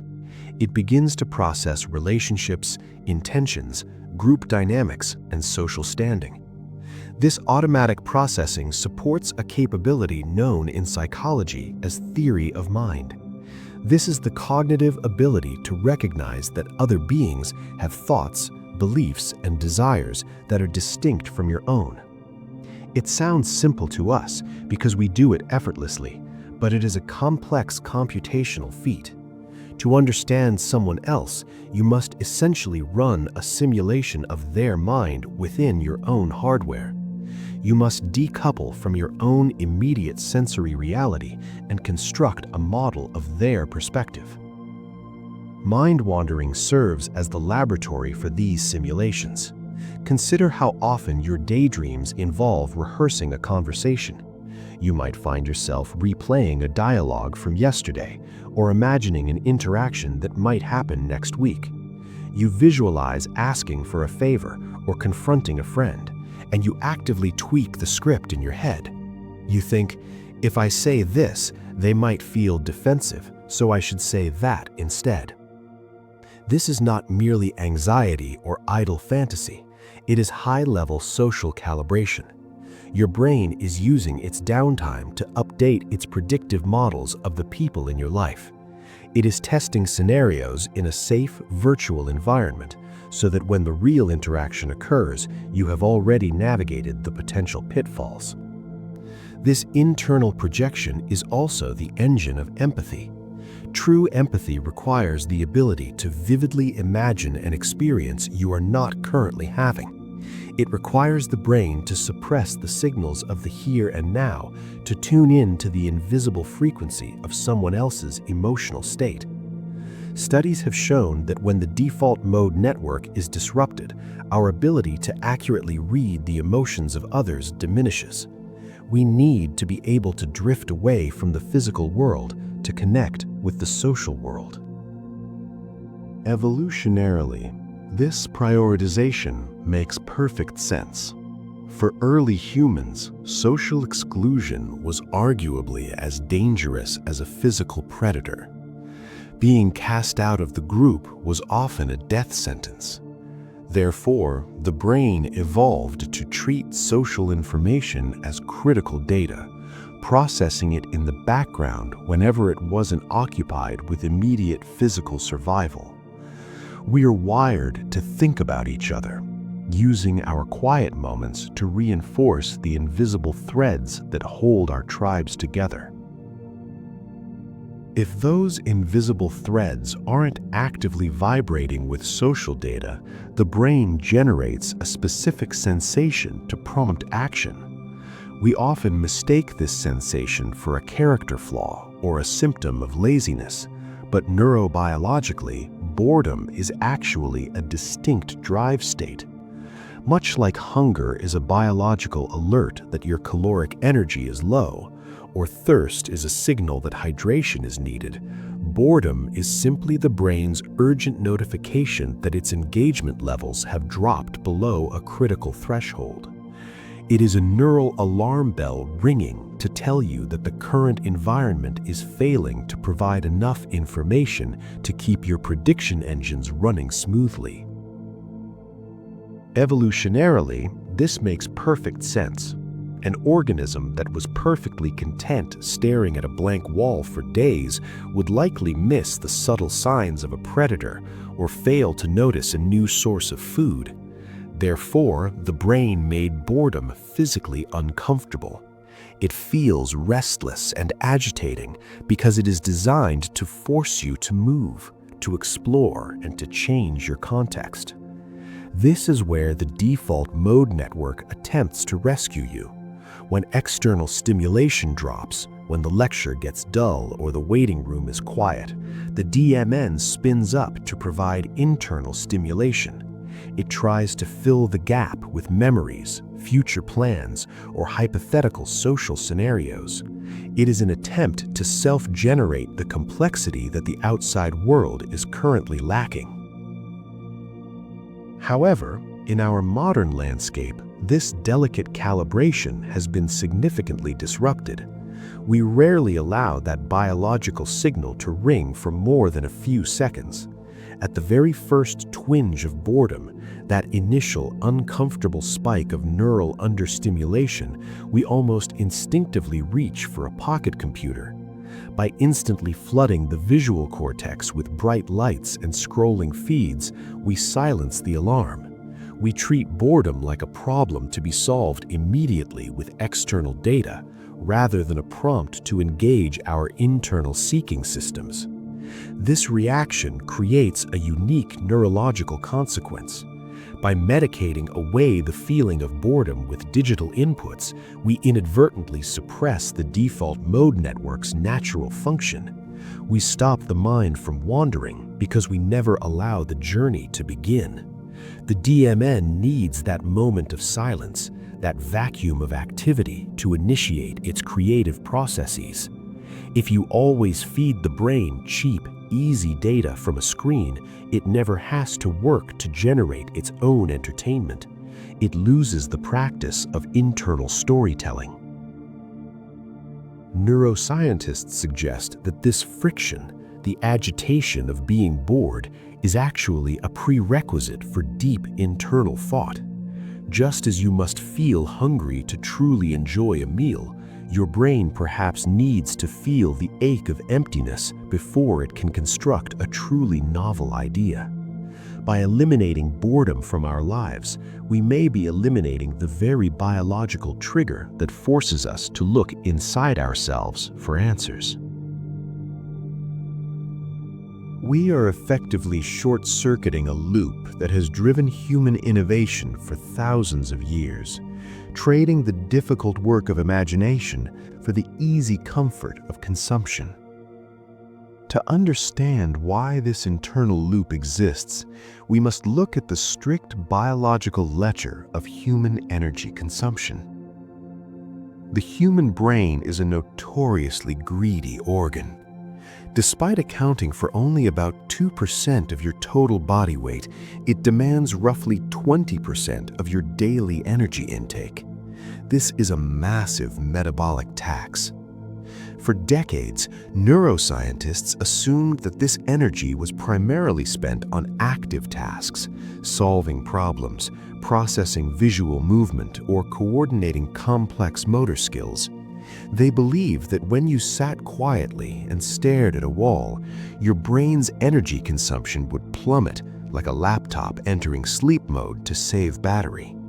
But when imaging technology finally allowed us to measure this, the results were shocking. The resting brain does not power down. In fact, the energy difference between a brain solving a complex math problem and a brain doing absolutely nothing is less than 5%. This realization birthed the concept of the brain's dark energy, a massive, continuous expenditure of fuel that occurs beneath the surface of conscious awareness. Evolution is typically ruthless with efficiency. In the harsh mathematics of survival, calories are a scarce currency. A biological system that wastes 20% of the body's energy on a network that does nothing but daydream would be rapidly selected against. It would be a fast track to extinction. The fact that the default mode network has survived, and indeed thrives, suggests that this so-called resting state is not a luxury. It is doing something vital to keep us alive. One leading explanation for this metabolic expense is known as the sentinel hypothesis. To understand it, we must strip away the safety of the modern world and return to the environment where our brains were forged. Imagine early humans on the open savanna. In that context, total relaxation was a dangerous vulnerability. If an ancestor became completely absorbed in a specific task, perhaps chipping away at a piece of flint to make a tool, their focus would narrow. This state, which we now call the flow state, or the engagement of the task-positive network, creates a kind of tunnel vision. While useful for the task at hand, it leaves the individual blind to the shifting shadows in the tall grass or the snap of a twig behind them. In a predator-rich environment, hyperfocus can be fatal. The sentinel hypothesis suggests that the default mode network evolved as a background monitor. When we are not locked on to a specific target, our attention becomes diffuse and broad. We are not looking at something, we are looking for anything. This parallels the vigilance states we observe in prey animals today. Watch a bird foraging for seeds. It pecks at the ground, engaging its task network, but every few seconds it snaps its head up, entering a state of broad, unfocused scanning. It is toggling between extracting resources and monitoring for threats. For humans, this background processing became even more sophisticated. The DMN does not just listen for the footsteps of a leopard, it simulates the future to predict where the leopard might be. It moves beyond simple sensory monitoring and begins to construct hypothetical scenarios. This is where the wandering aspect of mind wandering becomes a survival advantage. By projecting ourselves into the future, imagining a drought, a conflict with a rival tribe, or a dangerous journey, we can solve survival problems before they actually happen. The brain enters this idle mode to run simulations without the high risk of real-world trial and error. We are effectively burning calories to generate a virtual reality that allows us to practice survival. The daydream is not a distraction from reality, it is a preparation for it. We drift away from the present moment not to escape, but to ensure that we are ready for whatever comes next, balancing the need to act in the present with the critical need to anticipate the future. This biological necessity implies that the capacity to drift away from the immediate present is likely not unique to human beings. If the default mode network is indeed a critical evolutionary adaptation for planning and social survival, we should expect to find echoes of this neural architecture elsewhere in the animal kingdom. When neuroscientists turned their imaging technology toward our closest genetic relatives, this hypothesis proved correct. Functional MRI studies of chimpanzees and macaque monkeys have identified a network of brain regions that behaves almost identically to the human default mode network.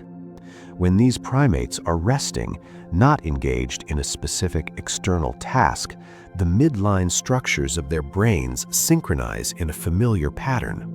This implies that a chimpanzee sitting quietly in the canopy is likely not just a passive observer of the forest, but is engaging in some form of internal cognitive simulation.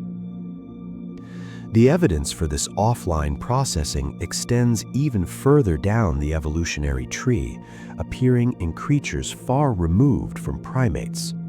Some of the most compelling data comes from the study of rodents. In famous experiments involving maze navigation, researchers recorded the electrical activity of individual neurons in a rat's hippocampus. As the animal explores a physical path, specific cells fire in a distinct sequence, creating a neural map of the journey. The breakthrough occurred when observing the rats during subsequent periods of wakeful rest. While the animal sat still, grooming, or simply waiting, the hippocampus would suddenly fire the exact same sequence of neurons used in the maze. This phenomenon is known as sharp wave ripple replay. The rat's brain effectively runs through the maze again, often at speeds much faster than reality, while the body remains motionless. This is arguably the biological definition of a daydream, the reactivation of memory traces to simulate an experience without physical movement. However, we must be careful not to anthropomorphize the content of these thoughts too heavily. Human mind wandering is intensely autobiographical, centered on a complex narrative self that travels through time. Whether a rat possesses a concept of I that allows for a narrative identity is a question that remains difficult to answer. We can observe the neural mechanism of replaying the past, but the subjective quality of that experience remains hidden. We know the machinery is running, but we cannot see the picture on the screen. Yet, the presence of these networks suggests that for many complex nervous systems, the quiet moments are never truly empty. They are busy workshops where the brain prepares for the future. If we could listen to the electrical language of this neural workshop, we would not hear a chaotic static, but rather a symphony of rhythmic pulses. These are brain waves, the synchronized electrical pulses from masses of neurons communicating with each other. When the mind wanders and the default mode network takes over, the brain shifts its dominant rhythm. The most famous of these signatures is the alpha wave. Discovered by Hans Berger in the 1920s, alpha oscillations ripple through the brain at a frequency of approximately 8 to 12 cycles per second. This specific rhythm is the hallmark of wakeful rest. It emerges the moment you close your eyes and let your attention drift away from the external world. It is fascinating to consider that this electrical hum is not a sign of the brain turning off, but rather a sign of its shifting gears. Alpha waves act as a kind of active inhibition, a gatekeeper that suppresses distracting sensory information so that the internal train of thought can proceed uninterrupted.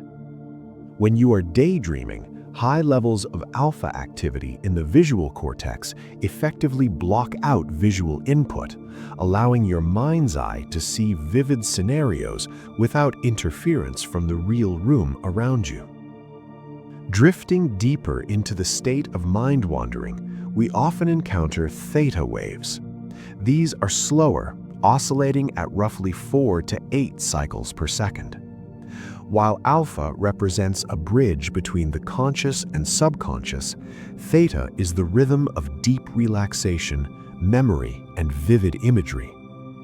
In the context of the default mode network, theta waves are thought to facilitate long-range communication between distant brain regions. This is particularly relevant to the hippocampus, the brain's memory center. As you drift into a daydream, the theta rhythm helps bind together disparate fragments of memory, weaving the past into simulations of the future. This is why our most creative insights often bubble up during these slower drifting states. The rigid barriers of focused thought are lowered, allowing remote associations to connect. Neuroscientists describe these resting rhythms as the brain's idling state, similar to a car engine that is running but not in gear. However, the energy consumption of this idling state is surprisingly high. Keeping these oscillations synchronized requires significant metabolic resources. The brain maintains these oscillations to ensure that the system is ready to respond the moment the environment changes. It is a state of alert readiness disguised as relaxation. Because these electrical signatures are so distinct, researchers have developed methods to observe and even train them, a practice known as neurofeedback. By connecting sensors to the scalp, individuals can see a visual representation of their own brainwaves in real time. The goal is often to teach the brain how to enter these restorative states more easily. If a person struggles with constant anxious rumination, a default mode network that is perhaps too active or stuck in a negative loop, neurofeedback attempts to guide them toward a more balanced electrical pattern. It is a way of holding up a mirror to the mind's internal engine, teaching the operator how to shift the transmission from the high-frequency beta waves of stress down into the smooth rolling hills of alpha and theta, where true regeneration begins. This regenerative state is not, however, a complete shutdown of the system, but rather a changing of the guard. This nuance brings us to one of the most fascinating explanations for why the brain defaults to this network, a theory known in neuroscience as the sentinel hypothesis. It suggests that what we call mind wandering is not a bug in the system, nor a lapse in discipline, but a sophisticated survival mechanism deeply rooted in our evolutionary history. When you were locked into a specific task, perhaps reading a complex document or repairing a small object, your brain engages the task-positive network to create a narrow beam of attention. This is often compared to a spotlight in a dark room. You see exactly what is illuminated in high definition, but you become effectively blind to everything in the shadows. While this focus is excellent for productivity, it creates a dangerous vulnerability. If our ancestors had remained in a state of hyper-focus constantly, they would have been oblivious to the subtle signs of an approaching predator or a changing weather front. The default mode network, therefore, acts as a mental watchtower. The hypothesis posits that this network evolved to support a broad, diffuse awareness of the environment. Instead of a spotlight, it functions more like a lantern, casting a softer light in all directions simultaneously. This allows the brain to monitor the periphery without the high energy cost of conscious active scanning. It explains the mechanism behind the cocktail party effect, where you might be standing in a crowded room, lost in your own thoughts or a boring conversation, yet you will instantly snap to attention if someone across the room mentions your name. You were not consciously listening to them, yet your brain was processing the audio landscape in the background, filtering for relevance. The DMN was holding the stream of data, waiting for a signal that required your executive attention. This sentinel function is constantly hunting for anomalies. When you were daydreaming, you were actually more likely to notice a subtle change in your surroundings, a smell, a temperature drop, or a strange noise, than when you were deeply concentrated. The focused mind ignores the hum of the refrigerator to solve a problem. The wandering mind ignores the problem to notice that the hum of the refrigerator has suddenly stopped. It appears that the brain creates a biological trade-off between the depth of processing and the breadth of monitoring. To focus is to exclude, but to wander is to include. This background scanning is so fundamental to our survival that the brain allocates a massive portion of its metabolic energy to sustain it. Even when you feel you are doing absolutely nothing, staring blankly out a window, your neural architecture is burning calories to keep the radar system active, ensuring that while your mind travels elsewhere, your senses remain tethered to the safety of the present moment. That safety tether does more than just watch for danger. The quality of this background hum actually correlates with how well your brain performs complex tasks. For a long time, neuroscientists assumed that a quiet brain was an efficient one, but recent imaging studies have flipped this assumption on its head. It turns out that the structural integrity of the default mode network is a reliable predictor of general intelligence, often denoted as G in psychometric literature. When researchers look at the white matter tracts, the physical cables connecting different regions of the cortex, they find that individuals with higher fluid intelligence tend to have more robust connectivity within the DMN. It is not necessarily about how often the mind wanders, but rather how efficiently the brain can coordinate that wandering. Think of it as the difference between a disorganized web of backroads and a streamlined highway system. In a highly efficient brain, the neural signals travel along shorter, stronger paths, requiring less metabolic energy to maintain the state of readiness. However, the story gets even more interesting when we look at how the DMN interacts with its functional opposite, the frontoparietal control network. Under normal circumstances, these two systems operate like a seesaw. When you need to solve a math problem or focus on a conversation, the executive network spikes and the DMN suppresses itself. When you relax, the executive network fades and the DMN takes over. In brains that score high on creativity and intelligence metrics, this seesaw mechanism is incredibly precise. There's a stronger negative correlation, meaning the switch happens cleanly and instantly. Conversely, in brains struggling with focus, the switch can get stuck, leaving the neural landscape in a noisy middle ground where neither intense focus nor restorative relaxation is fully achieved. This brings us to the crucial distinction between efficient wandering and chaotic wandering. The connectivity patterns suggest that for some, mind wandering is a constructive process where the brain simulates future scenarios, effectively rehearsing for life's challenges before they happen. This relies on a DMN that can borrow processing power from the executive centers without being fully overridden by them. It creates a unique state where you're technically offline from the sensory world, yet your cognitive engine is running simulations with high fidelity. This heavily influences our understanding of creativity. There's a concept in psychology known as latent inhibition, which is essentially the brain's ability to filter out irrelevant stimuli. A highly focused brain typically has high latent inhibition, successfully ignoring the hum of a refrigerator or the pattern on the wallpaper to focus on a single task.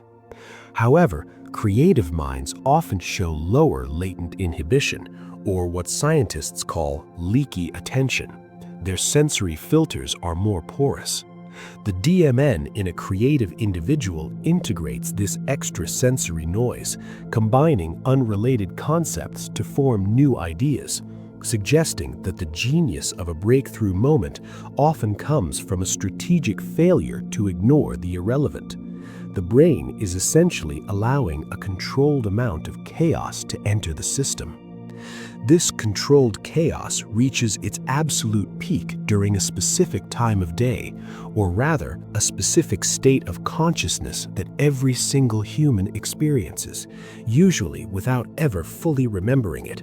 It's called hypnagogia. This is the technical term for the transitional state from wakefulness to sleep, a borderland where the rigid rules of reality begin to dissolve, yet the mind remains partially aware. Unlike the deeper stages of sleep, where consciousness is largely suspended, hypnagogia is a unique mixture of alpha waves, which indicate relaxation, and theta waves, which signal the onset of true slumber. In this twilight zone, the brain does not simply switch off like a light bulb. Instead, different regions power down at different rates. The prefrontal cortex, responsible for logic and decision-making, is often the first to go offline. However, the sensory processing centers of the brain can remain active for several minutes longer. This disconnect creates a fertile ground for hypnagogic hallucinations. These are entirely normal sensory experiences that occur as the brain cuts ties with the external world. You might see geometric patterns, pulses of color called phosphenes, or complex images that morph rapidly. Because the logic centers are asleep, you watch these internal light shows with a sense of detached acceptance, never questioning why a blue square is turning into a face. Auditory phenomena are just as common in this state. It is frequent for individuals to hear their own name called, snippets of music, or fragments of nonsensical conversation. This is the auditory cortex firing randomly as it shuts down, much like a radio scanning through static between stations. The default mode network plays a significant role here as well. As external tasks vanish, the DMN becomes dominant, but without the grounding of executive control, the mind-wandering becomes hyper-associative. This is why thoughts in the few minutes before sleep often take on a surreal, fluid quality, linking concepts that have no business being together. One of the most specific manifestations of this state is known as the Tetris effect. If you have spent hours performing a repetitive task during the day, such as weeding a garden, coding, or playing a block-stacking video game, the hypnagogic state will often replay those specific sensory loops. You might close your eyes and see falling blocks or weeds being pulled. This is the brain beginning the process of memory consolidation, essentially tagging important neural pathways for reinforcement later in the night. It is also the time when you might experience a hypnic jerk, that sudden sensation of falling that causes your body to twitch violently. There is a prevailing evolutionary theory suggesting that as your muscles relax too quickly, a primitive part of your brainstem misinterprets this relaxation as falling out of a tree, sending an emergency signal to your muscles to catch yourself. Since we are discussing the habits we form around this transition into sleep, I am curious about your routine in this specific window of time. Do you generally use science or history documentaries as a way to occupy your mind during this transition, or do you prefer absolute silence to let your thoughts drift on their own? Regardless of your listening habits, the transition represents a profound shift in neurochemistry. The acetylcholine, which helps modulate attention, begins to drop, while adenosine continues to exert pressure on the system. As the mind wanders further away from the anchor of the body, the DMN eventually yields to the widespread synchronization of slow-wave sleep. The wandering mind does not stop, but it changes modes entirely. The bizarre, short hallucinations of hypnagogia lengthen and deepen. The narrative structure returns, but it is no longer bound by physics or continuity. We move from the borderland into the territory of dreaming. While the body becomes paralyzed to prevent us from acting out our internal dramas, the brain remains metabolically aggressive, burning nearly as much energy as it does when we are awake and solving complex problems. The default mode network, the neural architect of our waking mind wandering, does not shut down during this phase. Instead, it appears to become the primary narrator. Neuroimaging studies have revealed remarkable overlaps between the patterns of brain activity seen during intense daydreaming and those observed during the vivid dreaming of REM sleep. In many ways, a dream is simply a daydream that has been allowed to run completely wild, untethered by the stabilizing anchor of sensory input from the outside world. The critical distinction between a reverie at your desk and a dream in your bed is not just the depth of the immersion, but the specific status of the prefrontal cortex. This region, sitting just behind your forehead, is the brain's executive center, responsible for logic, linear reasoning, and a vital process known as reality testing. When you are awake and daydreaming about a future event, the prefrontal cortex remains quietly active in the background. It acts as a subtle tether to the physical world. It ensures that even as you vividly imagine walking on a tropical beach, you still fundamentally understand that you are sitting in a chair in a climate-controlled room. You retain the ability to distinguish between the internal image and external reality. However, as we slide into REM sleep, this logical center goes dark. It enters a state of extreme hypoactivity. With the executive center offline, the default mode network is free to generate associations without any quality control or logical constraints. This specific deactivation is why dreams are so characteristically bizarre. In a dream, you might walk through a door in your childhood home and step instantly into a crowded train station in a foreign country. In a waking daydream, your brain would reject this transition as physically impossible. The logic circuits would intervene to correct the narrative. But in the dream state, there is no supervisor to say that this violates the laws of physics. You simply accept the shift and continue the story. This lack of judgment leads some neuroscientists to describe dreaming as a temporary, naturally occurring psychosis. We hallucinate visuals, we believe delusions, and we experience intense emotions without immediate justification. Yet, because we are asleep, this is considered a healthy biological function rather than a disorder. Daydreaming sits on the safer, more regulated end of this exact same spectrum. It can be thought of as a controlled hallucination. When you visualize an apple while awake, you are using the same visual cortex areas as when you see a real apple, just at a lower intensity. In dreaming, those areas fire at full strength, making the internal world indistinguishable from the external one. The boundary between these two states is surprisingly porous. We have all experienced that moment of zoning out so deeply that we lose track of the room around us, a phenomenon where the daydream briefly eclipses reality.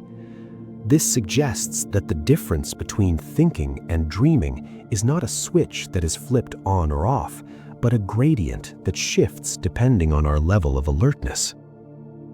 If the spectrum of consciousness includes the drifting haze of daydreams, It also contains a state that feels like the exact opposite, yet shares a curious similarity in how it alters our perception of time and reality. This is the state known as flow. You might recognize it simply as being in the zone. It is a mental space where the wandering mind doesn't just stop, it vanishes entirely, replaced by a singular, unbreaking beam of attention. When a musician plays a complex concerto without looking at the sheet music, or a programmer writes lines of code for 3 hours but feels like only 20 minutes have passed, they're experiencing flow. It is defined by psychologists as a state of total absorption where action and awareness merge into one. What makes this state biologically fascinating is what happens to the default mode network during these moments.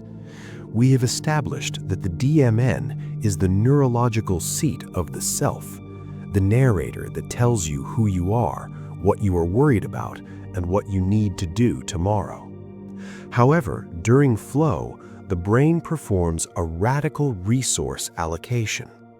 The brain creates an inverse relationship between the default mode network and what neuroscientists call the task-positive network. Generally speaking, these two systems function like a neural seesaw.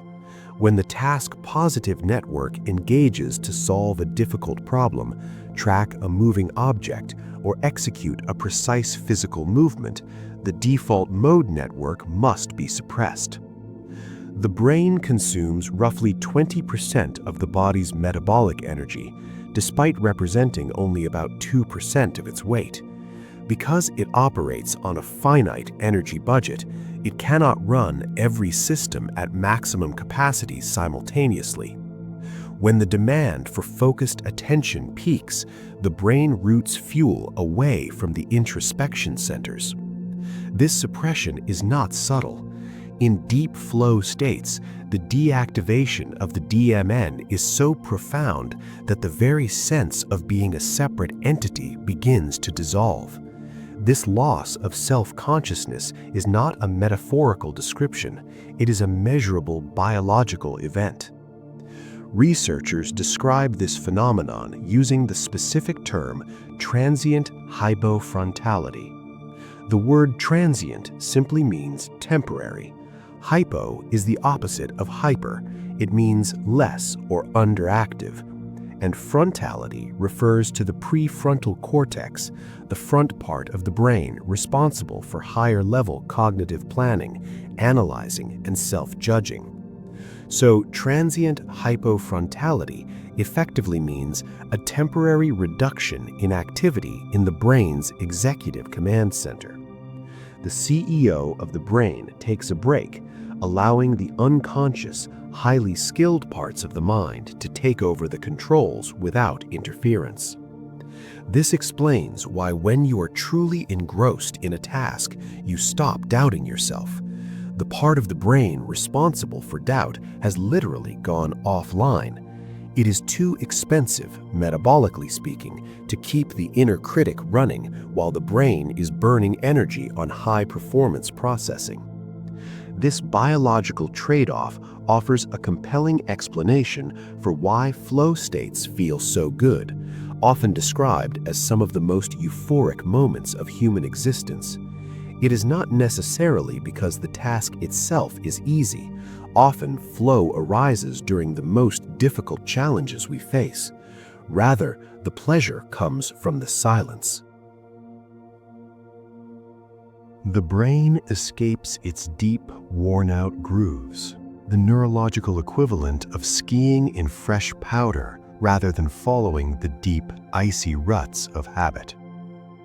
In this state of criticality, the mind becomes temporarily plastic, returning to a level of flexibility and hyperconnectivity usually only seen in early childhood, before the default mode network fully matured and took control. This return to the driver's seat is known as meta-awareness. It is the sudden, distinct realization that you are no longer where you intended to be. You might be reading a book, your eyes scanning the lines perfectly, but your mind is miles away, replaying a conversation from yesterday or simulating a scenario for tomorrow. The moment you wake up and realize that you haven't absorbed the last 3 paragraphs is the activation of meta-awareness. It is the cognitive capability to observe the mind's stream rather than just swimming inside it. One of the most fascinating features of this phenomenon is the time lag involved. We rarely catch the mind the instant it begins to drift. Instead, there is a refractory period, a span of time where the default mode network has completely hijacked conscious attention, yet the executive control centers remain unaware of the coup. In this phase, a process called perceptual decoupling occurs. The brain effectively turns down the volume on external sensory input. Sights and sounds become dimmer, so it can focus entirely on the internal simulation. You are technically seeing the page or hearing the road noise, but the data is not being processed for meaning. The neurological mechanism that eventually breaks this spell involves a specific region called the anterior cingulate cortex, or ACC. Buried deep within the frontal lobes, the ACC acts as a sophisticated conflict monitor. Its primary job is error detection. It constantly compares your actual behavior against your intended goals. When the discrepancy becomes too large, when the gap between "I am reading" and "I am planning dinner" hits a critical threshold, the ACC fires a signal. It functions like a silent alarm system, detecting the performance error and triggering the salience network to intervene. This intervention is what feels like the snap back to reality. The salience network, acting as a switchboard operator, suppresses the default mode network and re-engages the executive control network, redirecting resources back to the task at hand. Interestingly, neuroimaging studies suggest that this moment of catching the mind is the crucial point for cognitive training. We often view mind wandering as a failure of concentration, but from the perspective of neural circuitry, the act of noticing is actually a success. Every time the ACC detects a drift and you successfully return your focus, you are effectively completing a repetition for your attention span, much like lifting a weight strengthens a muscle. The goal of attention training, therefore, is not to stop the mind from wandering, which is a natural and inevitable biological function, but to reduce the latency period between the drift and the catch. In individuals with highly trained focus, the wandering still happens, but the ACC detects the error in seconds rather than minutes, creating a tighter loop of awareness and a more robust connection between the conflict monitoring systems and the executive brain. This rapid detection capability is essentially what is being practiced during styles of mental training like focused attention meditation. From a neurological perspective, this practice is not defined by the absence of thought, but rather by the frequency of the recovery. The process forms a clear 4-step neurocognitive cycle that can be observed in a scanner. Sustaining focus, the inevitable activation of the default mode network during mind wandering, the activation of the salience network when the distraction is noticed, and finally, the re-engagement of the executive network to return attention. Scientists view this not as a failure of concentration, but rather as a repetitive cognitive exercise that physically strengthens the connections between these competing networks. Research conducted at Yale University has utilized fMRI to observe how this cycle alters the default mode network over time. The findings indicate that experienced practitioners show significantly reduced activity in the posterior cingulate cortex, a primary hub of the DMN, compared to novices. This particular region is heavily involved in self-referential processing, the constant narrative of me and my problems. By repeatedly disengaging from this narrative to return to a neutral focal point, the brain appears to down-regulate the default mode's dominance, making the resting state of the brain quieter and less prone to ruminative loops. It is important to distinguish between different regulatory techniques as they impact the network in unique ways. While focused attention acts as a dampener on the DMN, a style known as open monitoring takes a different neurological route. Instead of suppressing the wandering mind or locking on to a single target, open monitoring involves maintaining a non-reactive awareness of the DMN's content. In this state, the default mode network remains active, generating thoughts and associations, but the functional connectivity between the DMN and our emotional centers change. The thoughts arise, but the stickiness, the emotional grasping that usually keeps the mind trapped in a daydream, is absent. This suggests that the DMN itself is not the cause of distraction, but rather the tight coupling between the DMN and our emotional reactivity. These functional shifts eventually lead to structural changes in the brain's hardware. One of the most cited studies in this field, led by neuroscientist Sarah Laser at Harvard Medical School, demonstrated that long-term network regulation correlates with increased cortical thickness in the prefrontal cortex and the insula.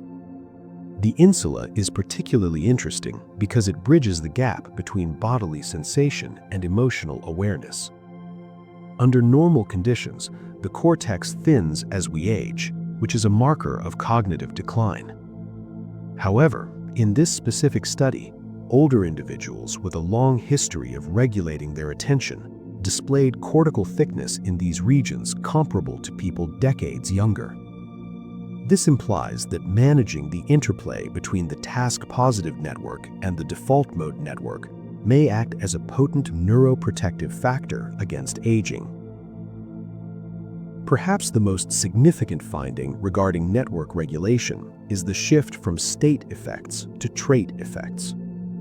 Initially, the calming of the default mode network only occurs during the active practice of meditation. However, over time, this becomes a baseline trait of the brain.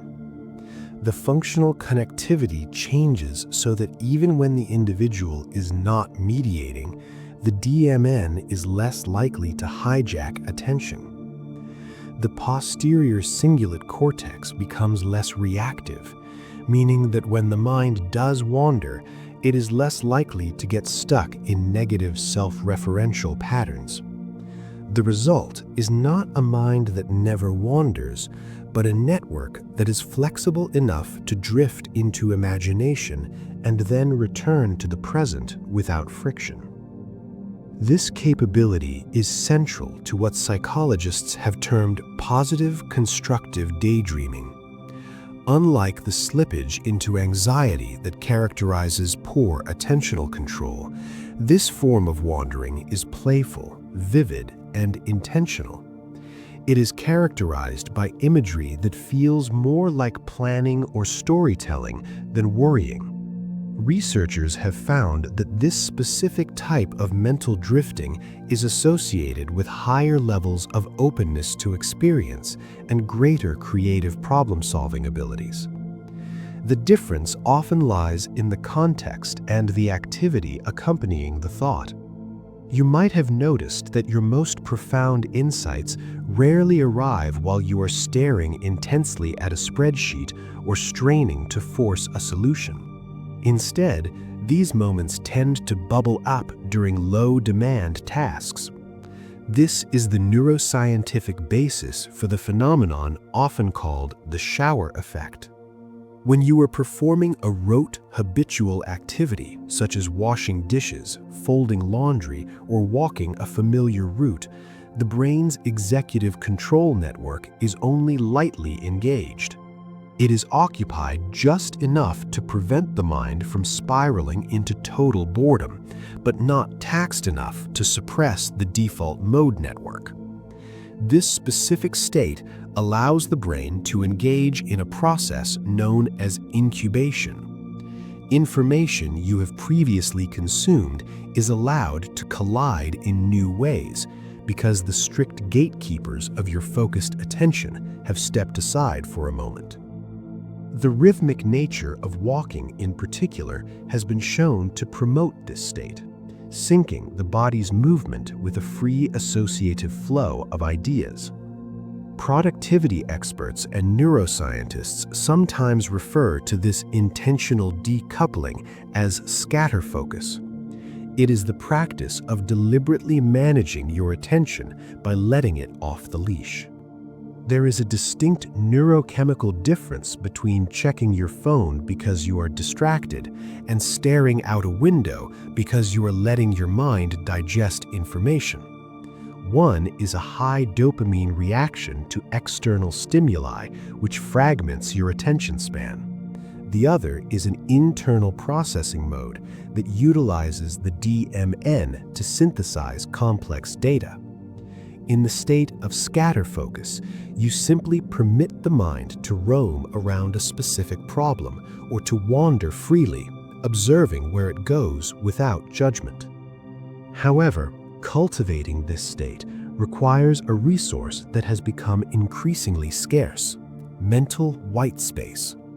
For constructive daydreaming to function, there must be a gap in the stream of incoming data. If every spare moment of the day is filled with scrolling, listening to audio, or reading, the default mode network never receives the quiet it needs to run its simulations. The brain requires a balance between the intake of new information and the physiological downtime needed to process that information. Without periods of unguided thought, we accumulate data but fail to synthesize it. It is in these quiet, unstructured moments, often mistaken for boredom, that the brain consolidates memories and draws the abstract connections that result in creative breakthroughs. Ultimately, this complex web of interacting brain regions operates with a distinct dual nature. It acts as a powerful simulator, capable of projecting us into potential futures to solve problems before they occur, yet it can also trap us in the echoes of the past if left unchecked. When we allow the network to spin endlessly in cycles of rumination, it consumes vast amounts of metabolic energy without moving us forward. However, when we view this wandering tendency not as a defect in our focus, but as a vital feature of our cognition, the perspective shifts entirely.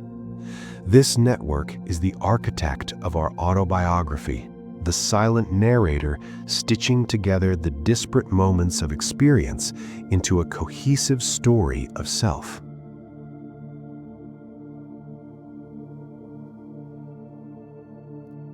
In our current age of constant connectivity, we often find ourselves waging an unintentional war against the very boredom that fuels this system. We tend to fill every available pause, standing in a queue, commuting, or settling down for the night with external digital stimulation. By keeping our attention rigidly fixed on screens, we effectively starve the default mode network of the unstructured time it requires. We prioritize the intake of new information over the synthesis of what we already know. By constantly directing our attention outward, we deny the brain the opportunity to turn inward, to perform its essential neural housekeeping, and to stumble upon the quiet, abstract connections that result in wisdom. Recognizing this biological reality offers a profound permission to rest without guilt. It validates those moments when you simply stare out a window or let your gaze soften on the ceiling. These are not wasted minutes of inactivity. They are, in fact, the times when your brain is engaging in some of its most sophisticated work, reinforcing the neural pathways that define your creativity and resilience. As we reach the end of this journey through the landscape of the mind, I wonder if you have a favorite setting where you find your thoughts wandering most pleasantly. Perhaps it is during a long drive, a quiet walk, or simply right here in the safety of the dark. It is often in these unpressured environments that the mind feels secure enough to untether itself from the immediate present.